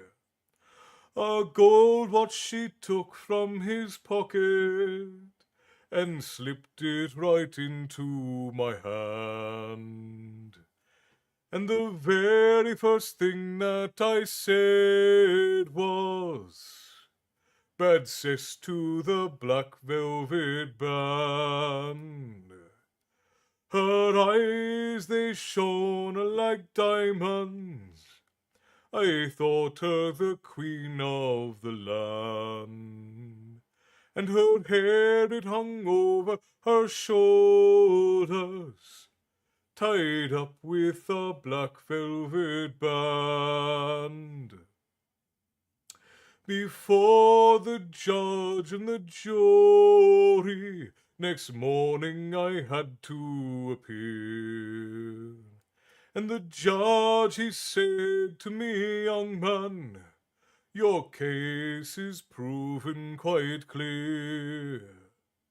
We'll give you 7 years penal servitude to be spent down in Van Diemen's Land, far away from your friends and companions, betrayed by the black velvet band." Her eyes they shone like diamonds, I thought her the queen of the land, and her hair it hung over her shoulders, tied up with a black velvet band. Thank you for the songs, my friends. Always lovely to sing with you. Now we return to Storytime, just as a real quick interlude to everyone who likes and shares the Storytime when my head is down, to everyone who engages with the fellow tavern folk, and sits and enjoys the stories, and to everyone who tips the tavern keeper. Thank you kindly, my friends. It is deeply appreciated, and the lady and I thank you very much for it. And to all who actually join in on the shanties as you're supposed to, that is appreciated as well. Today the music is inducing a state of deep sleep.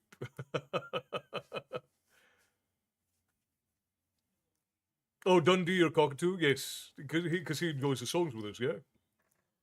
Christy? Thank you for the drink, Frost. Appreciate you, my friend.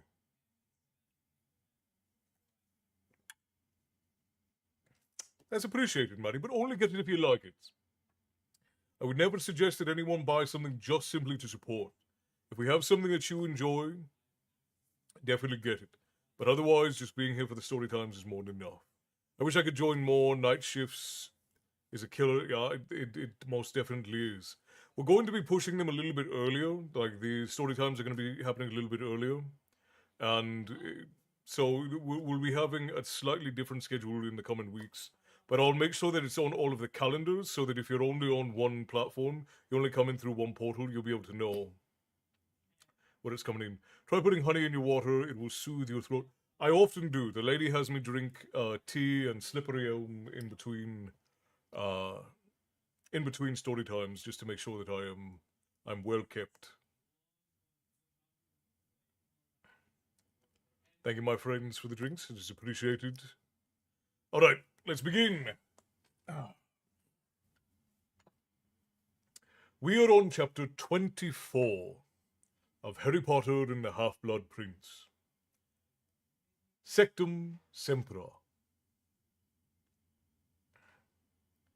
Exhausted but delighted with his night's work, Harry told Ron and Hermione everything that had happened during the next morning's charms lesson. Having first cast Muffliato spell upon those nearest to them, they were both satisfyingly impressed by the way he'd wheedled the memory out of Slughorn, and positively awed when he told them about Voldemort's Horcruxes and Dumbledore's promise to take Harry along, should he find another one. Wow, said Ron, when Harry had finally finished telling them everything. Ron was waving his wand very vaguely in the direction of the ceiling without paying the slightest bit of attention to what he was doing. Wow, you're actually going to go with Dumbledore and try and destroy. Wow. Ron, you're making it snow, said Hermione patiently, grabbing his wrist and redirecting his wand away from the ceiling, from which, sure enough, large white flakes had started to fall. Lavender Brown, Harry noticed, glared at Hermione from a neighbouring table through very red eyes, and Hermione immediately let go of Ron's arm. Oh, yeah, said Ron, looking down at his shoulders in vague surprise.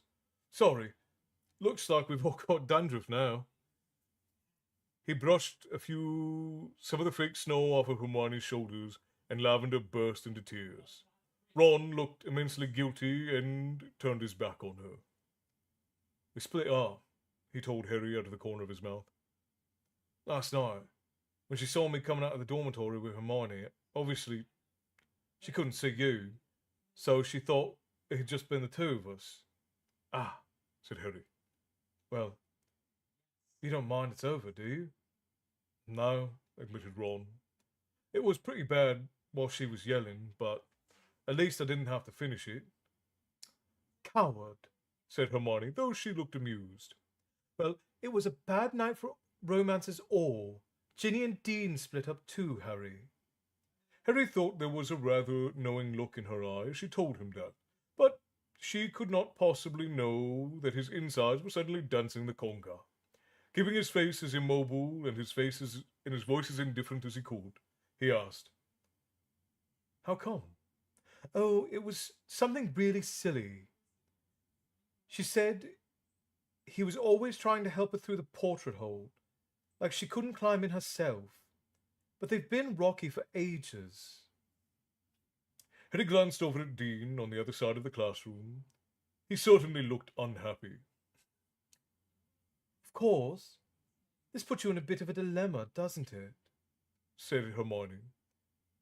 What do you mean? Said Harry quickly. The Quidditch team, said Hermione. If Ginny and Dean aren't speaking... Oh yeah, said Harry. Flitwick, said Ron in a warning tone. The tiny little charms master was bobbing his way towards them, and Hermione was the only one who had managed to turn vinegar into wine. Her glass flask was full of a deep crimson liquid, whereas the contents of Harry's and Ron's was still murky brown. Now, boys, squeaked Professor Flitwick reproachfully. Little less talk, little more action. Let me see you try. Together they raised their wands, concentrating with all their might and pointing them at the flasks. Harry's vinegar turned to ice, and Ron's flask exploded. Yes, for homework, said Professor Flitwick, re-emerging from under the table and pulling glass shards out of the top of his hat. Practice. They had one of their rare joint-free periods after charms and walked back to the common room together. Ron seemed to be positively light-hearted about the end of his relationship with Lavender, and Hermione seemed cheery too, though when asked what she had been grinning about, she simply said, It's a nice day. Neither of them seemed to have noticed that a fierce battle was raging inside of Harry's brain. She's Ron's sister, but she's ditched Dean. She's still Ron's sister, I'm his best mate. That'll make it worse. If I talk to him first, he'd hit you. What if I don't care? He's your best mate. Harry barely noticed that they were climbing through the portrait hole into the sunny common room and only vaguely registered the small group of seventh years clustered together there, until Hermione cried, Katie, you're back. Are you okay? Harry stared. It was indeed Katie Bell, looking completely healthy and surrounded by her jubilant friends. I'm really well, She said happily. They let me out of St. Mungo's on Monday. I had a couple of days at home with my mom and dad, and then came back here this morning. Leanne was just telling me about McLagan and the last match, Harry. Yeah, said Harry. Well, now you're back, and Ron's fit. We'll have a decent chance of thrashing Ravenclaw. Which means we could still be in for a running for the cup. Listen, Katie. He had to put the question to her at once. His curiosity even drove Ginny temporarily from his brain. He dropped his voice as Katie's friends started gathering up their things. Apparently, they were late for Transfiguration. That necklace, can you remember who gave it to you? No, said Katie, shaking her head ruefully. Everyone's been asking me, but I haven't got a clue. The last thing I remember was walking into the ladies in the 3 broomsticks. You definitely went into the bathroom then, said Hermione. Well, I know I pushed the door open, said Katie. So I suppose whoever imperioused me was standing just behind it. After that, my memory's a blank until about 2 weeks ago at St. Mungo's. Listen, I better go. I wouldn't put it past McGonagall to give me lines, even if it is my first day back.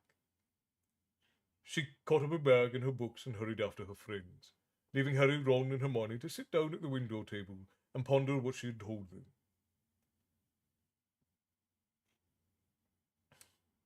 So it must have been a girl or a woman who gave Katie the necklace, said Hermione. To be in the ladies' bathroom. Or someone who looked like a girl or woman, said Harry. Don't forget, there was a cauldron full of polyjuice potion at Hogwarts. We know some of it got stolen. In his mind's eye, he watched a parade of crabs and goyles prance past, all transformed into girls. I think I'm going to take another swig of Felix, said Harry, and have a go at the Room of Requirement again. That would be a complete waste of potion, said Hermione flatly, putting down a copy of Spellman's Syllabary. She had just taken out of her bag. Lucky can only get you so far, Harry. The situation with Slughorn was different. You always had the ability to persuade him. You just needed to tweak the circumstances a bit. Luck isn't going to get you through a powerful enchantment, though. Don't go wasting the rest of that potion. You'll need all the luck you can get if Dumbledore takes you along with him. Her voice dropped to a whisper. Couldn't we make some more? Ron asked Harry, ignoring Hermione. It'd be great to have a stock of it. Have a look in the book. Harry pulled out his copy of Advanced Potion Making from his bag and looked up Felix Felicis. Blimey. Oh, blimey. It's seriously complicated, he said, running an eye down the list of ingredients. And it takes 6 months. You've got to let it stew. Typical, said Ron. Harry was about to put his book away again when he noticed the corner of the page that he folded down. Turning to it, he saw the Sectum Sempra spell, captioned For Enemies, that he had marked a few weeks previously. He had still not found out what it did, mainly because he did not want to test it around Hermione, but he was considering trying it out on McLagan next time he came up behind him unawares. The only person who had not particularly been pleased to see Katie Bell back at school was Dean Thomas, because he would no longer be required to fill her place as chaser. He took the blow stoically enough when Harry told him, merely grunting and shrugging, but Harry had a distinct feeling as he walked away that Dean and Seamus were muttering mutinously behind his back. The following fortnight saw the best Quidditch practices Harry had known as captain. His team was so pleased to be rid of McLagan, so glad to have Katie back at last, that they were flying extremely well. Ginny did not seem at all upset about the breakup with Dean. On the contrary, she was the life and soul of the team. Her imitations of Ron anxiously bobbing up and down in front of the goalpost as the quaffle sped towards him, or of Harry bellowing orders at McLaughlin before being knocked out cold, kept them all highly amused. Harry, laughing with the others, was glad to have the innocent reason to look at Ginny. He had received several more bludgeon injuries during practice because he had not been keeping his eyes on the snitch. The battle still raged inside of his head. Ginny or Ron? Sometimes he thought the post-lavender Ron might not mind too much if he asked Ginny out, but then he remembered Ron's expression when he'd seen her kissing Dean, and was sure that Ron would consider it base treachery if Harry so much as held her hand. Harry could not help himself talking to Ginny, laughing with her, walking back from practice with her, however much conscience ached. He found himself wondering how best to get her on her own. It would have to It would have been ideal if Slughorn had given another of his little parties, for Ron would not be around. But unfortunately, Slughorn seemed to have given him up. Once or twice Harry considered asking for Hermione's help, but he did not think he could stand seeing the smug look on her face. He thought he caught it sometimes when Hermione spotted him staring at Ginny, or laughing at her jokes. And to complicate matters, he had the nagging worry that if he didn't do it, somebody else was sure to ask Ginny out soon. He and Ron were at least agreed on the fact that she was too popular for her own good. All in all, the temptation to take another gulp of Felix Felicis was becoming stronger day by day. For surely this was a case for, as Hermione put it, tweaking the circumstances. The balmy days slid gently through May, and Ron seemed to be there at Harry's shoulder every time he saw Ginny. Harry found himself longing for a stroke of luck that would somehow cause Ron to realize nothing would make him happier than his best friend and his sister falling for each other and leave them alone together for longer than a few seconds. There seemed no chance of either while the final Quidditch game of the season was looming. Ron wanted to talk tactics with Harry all the time and had little thought of anything else. Ron was not unique in this respect. The rest of the Gryffindor Ravenclaw game was running extremely high throughout the school, for the match would decide the championship, which was still wide open. If Gryffindor beat Ravenclaw by a margin of 300 points, a tall order, and yet Harry had never known the team to fly better, then they would win the championship. But if they won by less than 300 points, they would come in second to Ravenclaw. And if they lost by 100 points, they would come in third behind Hufflepuff. And if they lost by more than 100 points, they would be in fourth place, and nobody, Harry thought, would ever let him forget that it had been he who had captained Gryffindor to the first bottom of the table defeat in 2 centuries. The run-up to this crucial match had all the usual features. Members of rival houses attempting to intimidate opposing teams in the corridors, unpleasant chants about individual players being rehearsed loudly as they passed, the team members themselves either swaggering around enjoying all the attention or else dashing into bathrooms between classes to throw up. Somehow the game had become inextricably linked to Harry's mind with success or failure in his plans for Ginny. He could not help feeling that if they won by more than 300 points, the scenes of euphoria and a nice loud after-match party might be as good as a hearty swig of Felix Felicis. In the midst of all his preoccupations, Harry had not forgotten his other ambition, finding out what Malfoy was up to in the Room of Requirements. He was still checking the Marauders map, and he was unable to locate Malfoy on it, deduced that he was spending plenty of time within the room.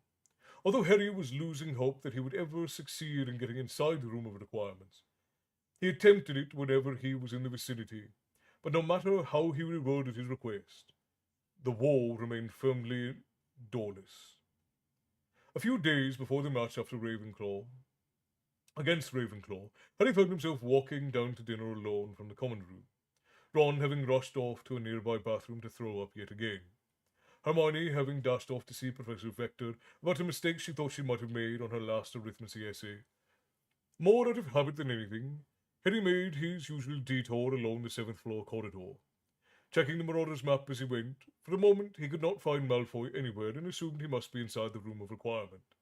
But then he saw Malfoy's tiny labelled dot standing in the boys' bathroom on a floor below, accompanied by Crab and Goyle, accompanied not by Crab or Goyle, but by Moaning Myrtle.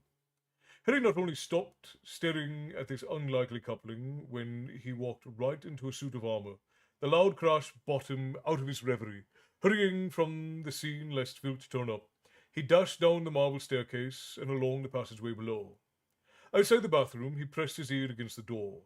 He could not hear anything. He very quietly pushed the door open. Draco was standing with his back to the door, his hands clutching either side of the sink. His white blonde head bowed. Don't. Crooned Moaning Myrtle's voice from one of the cubicles. Don't tell me what's wrong. I can help you. No one can help me, said Malfoy, his whole body shaking. I can't do it. I can't. It won't work. And unless I do it soon, he says he'll kill me. And Harry realized, with a shock so huge it seemed to root him to the spot, that Malfoy was crying, actually crying. Tears streaming down his pale face into the grimy basin. Malfoy gasped and gulped, and then, with a great shudder, looked up into the cracked mirror and saw Harry staring at him over his shoulder. Malfoy wheeled around, drawing his wand instinctively. Harry pulled his own, and Malfoy's hex missed Harry by inches, shattering the lamp on the wall. Harry threw himself sideways and thought, Levi Corpus, and flicked his wand, but Malfoy blocked the jinx and raised his wand for another. No, no, no! Squeaked Moaning Myrtle, her voice echoing loudly through the tile room. Stop! Stop! There was a loud bang, and the bin behind Harry exploded. Harry attempted a leg locker curse that backfired off the wall behind Malfoy's ear, smashing the cistern beneath Moaning Myrtle, who screamed loudly, water pouring everywhere, and Harry slipped as Malfoy, his face contorted, cried, Cru... Sectum Sempra! Bellowed Harry from the floor, waving his wand wildly. Blood spurted from Malfoy's face and chest, as though he had been slashed with an invisible sword. He staggered backwards and collapsed into a waterlogged floor with a great splash, his wand falling from his limp right hand. No, gasped Harry. Slipping and staggering, Harry got to his feet and plunged towards Malfoy, whose face was now shining scarlet, his white hands scrambling at his blood-soaked chest. No, I didn't. Harry did not know what he was saying. He fell to his knees beside Malfoy, who was shaking uncontrollably in a pool of his own blood, Moaning Myrtle letting out a deafening scream. Murder! Murder in the bathroom! Murder! The door banged open behind Harry, and he looked up. Terrified, Snape burst into the room, his face livid. Pushing Harry roughly aside, he knelt over Malfoy, drew his wand, and traced it over his deep wounds. Harry's curse had made, muttering an incantation that sounded almost like soul. The flow of blood seemed to ease, and Snape wiped the residue from Malfoy's face and repeated his spell. Now the wounds seemed to be knitting. Harry was still watching, horrified at what he had done, barely aware that he too was soaked in blood and water. Moaning Myrtle was still sobbing and wailing overhead. When Snape performed his counter-curse for the third time, he lifted Malfoy into a standing position. You need to go to the hospital wing. There may be a certain amount of scarring, but if you take Dittany immediately, you might avoid even that. Come. He supported Malfoy across the bathroom, turning at the door to say in a voice of cold fury, And you, Potter, you wait for me here. It did not occur to Harry for a second to disobey. He stood up, slowly shaking, and looked down at the wet floor. There were bloodstains floating like crimson flowers across its surface. He could not even find it in himself to tell Moaning Myrtle to be quiet, as she continued to wail and sob with increasingly evident enjoyment. Snape returned 10 minutes later. He stepped into the bathroom and closed the door behind him. Go, he said to Myrtle, and she swooped back into her toilet at once, leaving a ringing silence behind her. I didn't mean it to happen, said Harry at once. His voice echoed in the cold, watery space. I didn't know what that spell did. But Snape ignored this. Apparently, I underestimated you, Potter, he said quietly. Who would have thought you knew such dark magic? Who taught you that spell? I read it somewhere. Where it was a library book Harry invented wildly. I can't remember what it was called. Liar, said Snape. Harry's throat went dry. He knew that Snape was going to do, and he'd never been able to prevent it. The bathroom seemed to shimmer before his eyes. He struggled to block out all thought, but to try as he might, the Half-Blood Prince's copy of Advanced Potion Making swam hazily in front of his mind. And then he was staring at Snape again in the midst of this wrecked, soaked bathroom.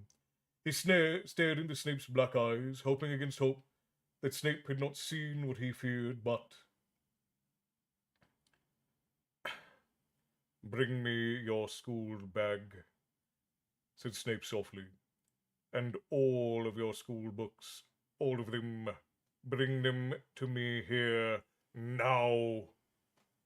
There was no point in arguing. Harry turned at once and splashed out of the bathroom. Once in the corridor, he broke into a run toward Gryffindor Tower. Most people who were walking the other way, they gaped at him, drenched in water and blood, but he answered none of the questions fired at him as he ran past. He felt stunned, as though he thought a beloved pet had turned suddenly savage. What had the prince been thinking to copy such a spell into his book? And what would happen when Snape saw it? Would he tell Slughorn? Harry's stomach churned. How Harry had been achieving such good results in potions all year.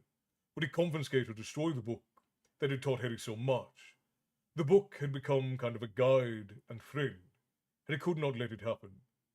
He could not. Why are you soaking?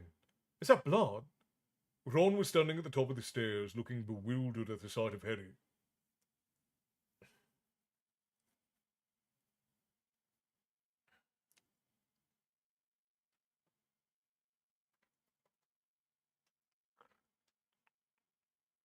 Good night, Frost. Rest well, my friend. I don't know if you're still in, but good night. Thank you for joining, and thank you for helping to keep the bar.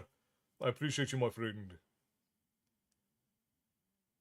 What was I?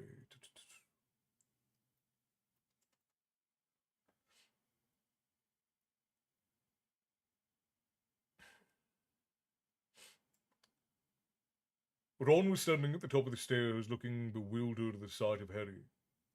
I need your book, Harry panted. Your potions. Quick, give it to me. But what about the half-blood? I'll explain later. Ron pulled his copy of Advanced Potion Making out of his bag and handed it over. Harry sprinted off past him and back to the common room. Here he seized his school bag, ignoring the amazed looks of several people who had already finished their dinner, threw himself back out of the portrait hole, and hurtled along the 7th floor corridor. He skidded to a halt beside the tapestry of dancing trolls, closed his eyes, and began to walk. I need a place to hide my book. I need a place to hide my book. I need a place to hide my book. 3 times he walked up and down in front of the sketch of the blank wall. When he opened his eyes, there at last, the door of the room of requirement. Harry wrenched it over, flung himself inside, and shut it. He gasped. Despite his haste, his panic, his fear of what awaited him back in that bathroom, he could not help but be overawed by what he was looking at. He was standing in a room the size of a large cathedral, whose high windows were sending shafts of light upon what looked like a city with towering walls, built of what Harry knew must be objects hidden by generations of Hogwarts inhabitants. There were alleyways and roads bordered by teetering piles of broken and damaged furniture, stowed away, perhaps, to hide evidence of mishandled magic, and else hidden by castle-proud households. There were thousands and thousands of books, no doubt banned or graffitied or stolen. There were winged catapults and fanged frisbees, some still with enough life to hover half-heartedly over the mountains of the other forbidden items. There were chipped bottles and congealed potions, hats, jewels, cloaks. There were what looked like dragon eggshells, corked bottles whose contents still shimmered evilly, several rusting swords and heavy blood-stained axes. Harry hurried forward into the many alleyways between all this hidden treasure. He turned right past the enormous stuffed troll, ran on a short way, and left at the broken vanishing cabinet in the Montague had lost the previous year. Finally, pausing beside a large cupboard that seemed to have had acid thrown at its blistered face, he opened one cupboard's creaking door. It had been used as a hiding place for something in a cage that had long since died. Its skeleton had 5 legs. He stuffed the half blood prince's book into the cage and slammed the door. He paused for a moment, his heart thumping horribly, gazing around at all the clutter. Would he be able to find this spot again amidst all this junk? Seizing the chipped bust of an old ugly warlock from the top of a nearby crate, he stood it on top of the cupboard where the book was now hidden, perched a dusty old wig and tarnished tiara on the statue's head to make it more distinctive, and sprinted back through the alleyway of hidden junk as fast as he could go to the door, back out into the corridor where he slammed the door behind him, and it once again turned back into stone. Harry ran flat out towards the bathroom on the floor below, cramming Ron's copy of Advanced Potion Making into his bag as he did so. A minute later, he was back in front of Snape, who held out his hand wordlessly for Harry's school bag. Harry handed it over, painting a searing pain in his chest, and waiting. One by one, Snape extracted Harry's books and examined them. Finally, the only book left was the potions book, which he looked at very carefully before speaking.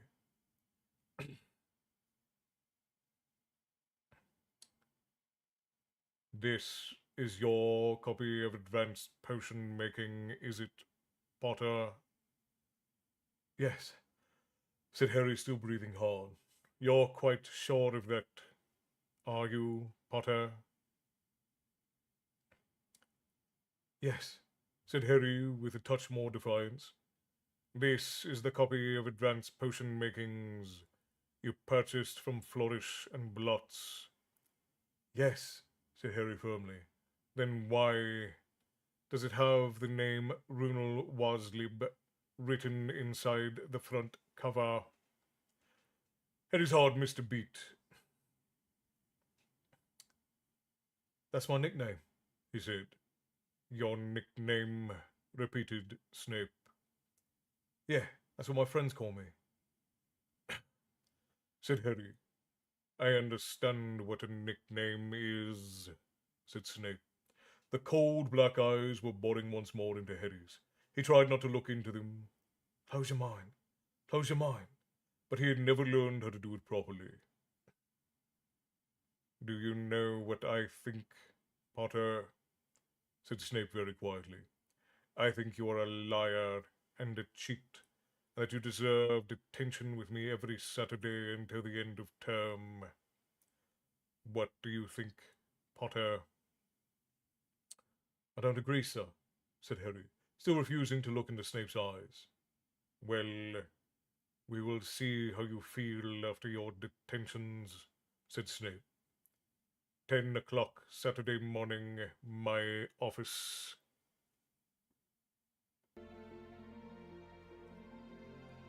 Sir, said Harry, looking up desperately, the last Quidditch match of the... 10 o'clock, whispered Snape, with a smile that showed his yellow teeth. Poor Gryffindor. 4th place this year, I fear.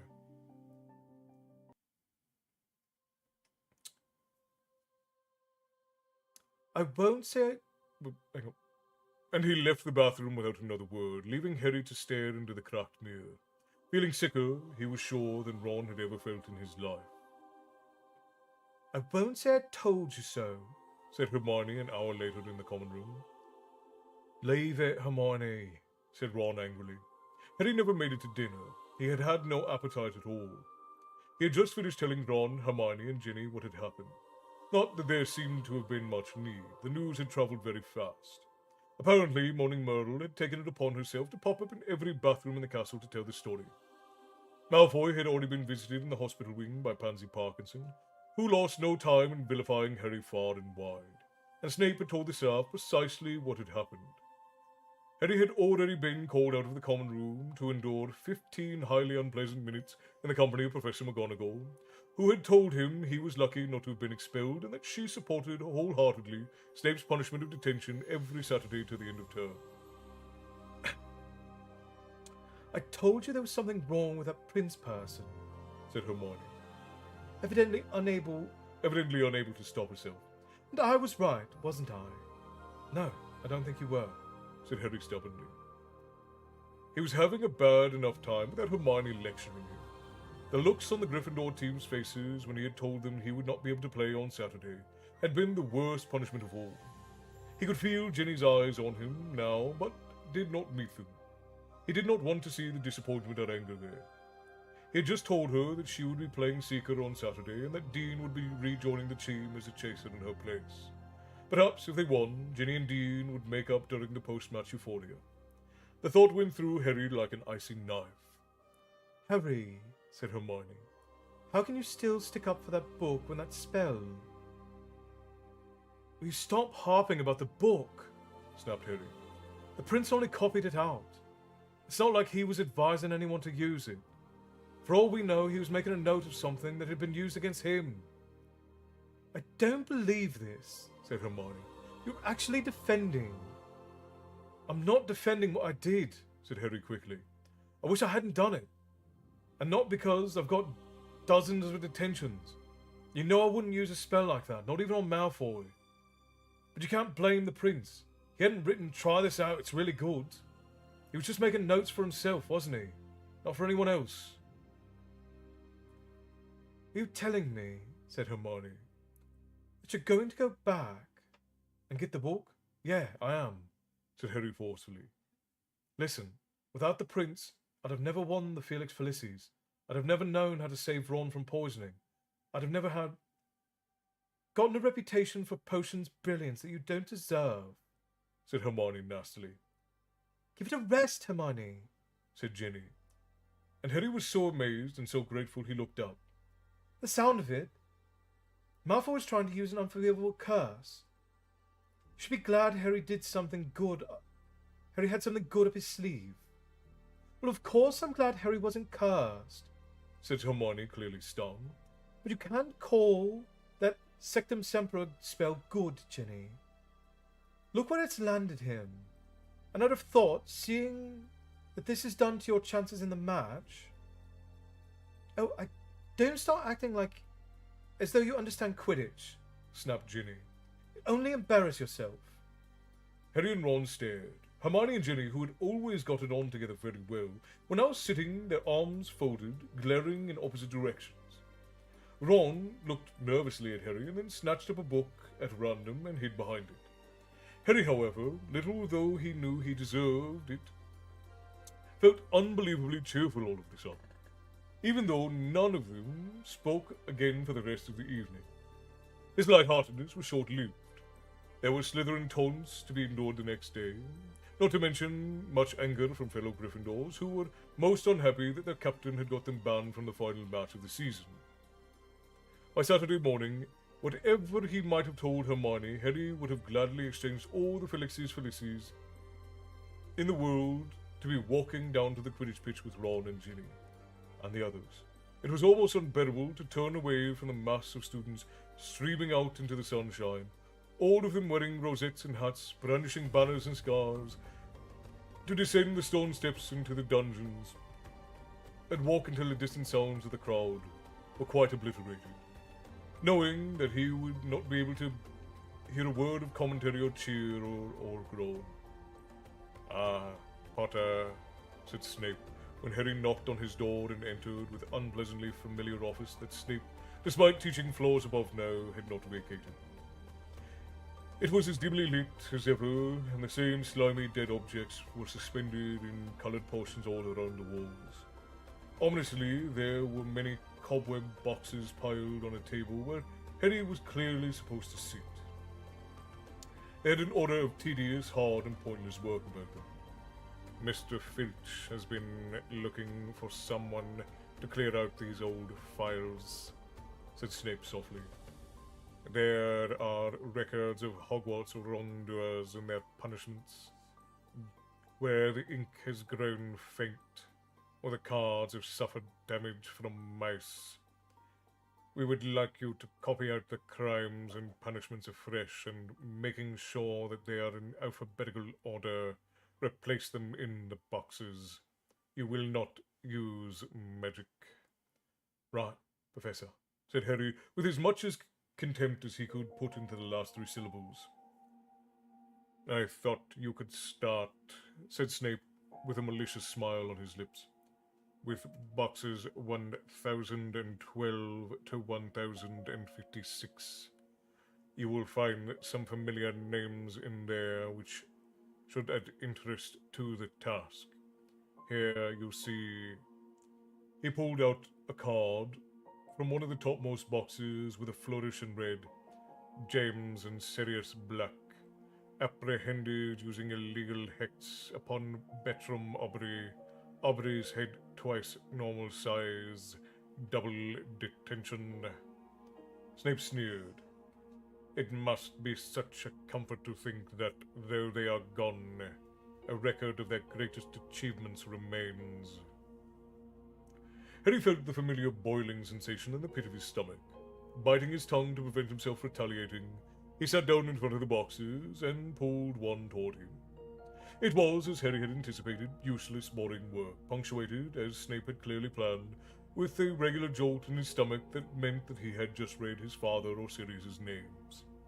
Usually coupled together in various petty misdeeds, occasionally accompanied by those of Remus Lupin and Peter Pettigrew. And while he copied out all of their various offences and punishments, he wondered what was going on outside, where the match could have just started, Ginny playing Seeker against Cho. Harry glanced again and again at the large clock ticking on the wall. It seemed to be moving at half as fast as a regular clock. Perhaps Snape had bewitched it to go extra slowly. He could not have been here for only half an hour and a half. Harry's stomach started rumbling when the clocks showed 12:30. Snape, who had not spoken at all since setting Harry to his task, finally looked up at 1:10. I think that will do, he said coldly. Mark the place you have reached. You will continue at 10 o'clock next Saturday. Yes, sir. Harry stuffed the bent card into the box at random and hurried out of the door before Snape could change his mind. Racing back up the stone steps, straining his ears to hear sounds from the pitch, but all was quiet. It was over then. He hesitated outside the crowded great hall and then ran up the marble staircase. Whether Gryffindor had won or lost, the team usually celebrated or commiserated in their own common room. Quid Agus, he said tentatively to the fat lady, wondering what he would find inside.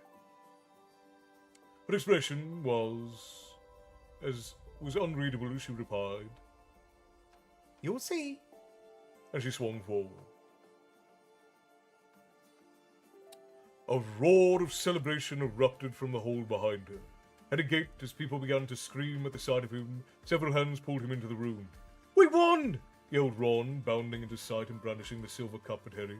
We won! 450 to 140! We won! Harry looked around, and there was Ginny running toward him.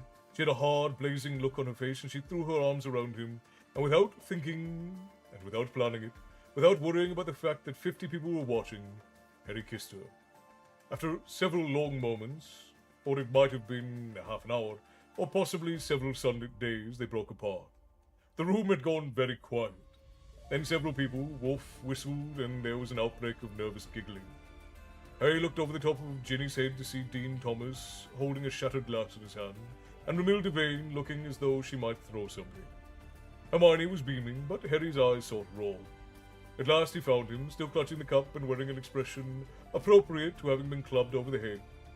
For a fraction of a second, they looked at each other, then Ron gave a tiny jerk of the head that Harry understood to mean, well, if you must.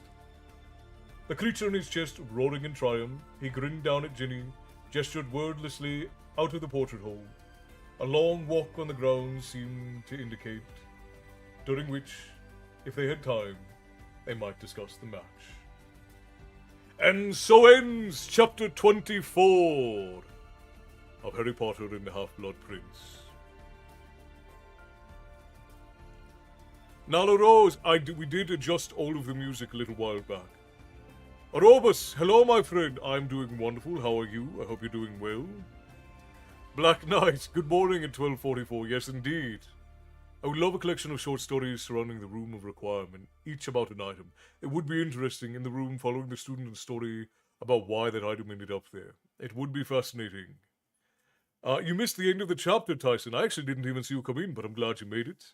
Good night, Tonks. Rest well. I hope you rise tomorrow ready to conquer the day. We are so close to the end here. Let's see. We are 82% of the way through the book. It's officially my birthday. Well, happy birthday, Nikki. I'm so glad that you could join us. Thank you for reading, Castle. Good night, everyone. Good night, Maribeth. Rest well. Good night to all who are off. We have a couple of songs before we finish up completely. My mouth is not working properly tonight. I don't know what I've done. It's tripping over my tongue continually. So we had got a request for Leave Her Johnny. Do I have a request for one more song? Because I see who'd requested Leave Her Johnny. Oh, Realistic had requested Leave Her Johnny.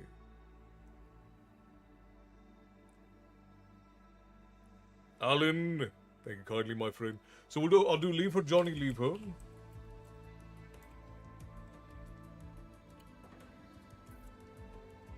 Oh, we could do Wellerman, but if we're going to do Wellerman, we should do that before Leave Her Johnny, I think. Because Wellerman's a little bit more upbeat. Esther, of course, requests Misty Mountain. I'm sure we can manage that. Yeah, that would be fine. Minnesota girl, hello. Does it say I like book? That's very funny. Welcome in. So very glad you could join us.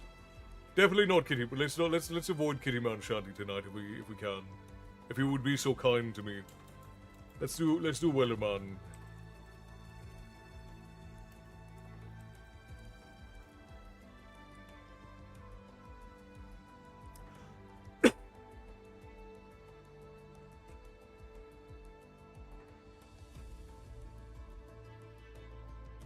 Well then, what a bit of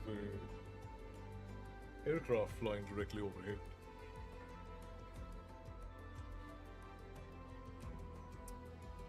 Jazz, hello! I just made it under the wire. Missed the story, but at least I get a shanty. Oh, I'm glad that you made it in.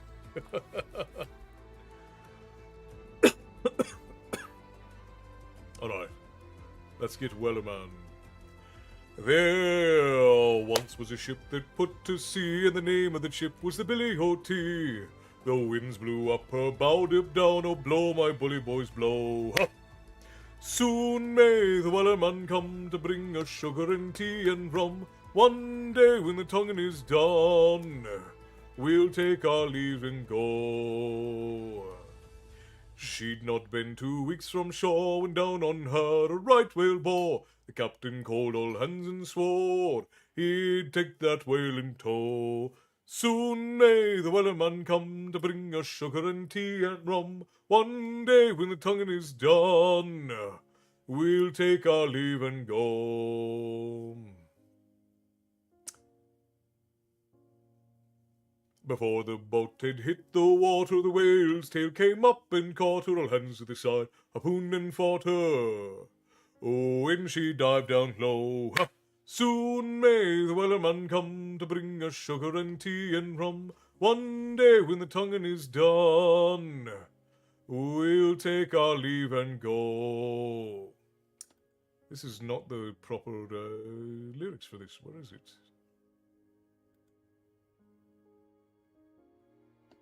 There we go.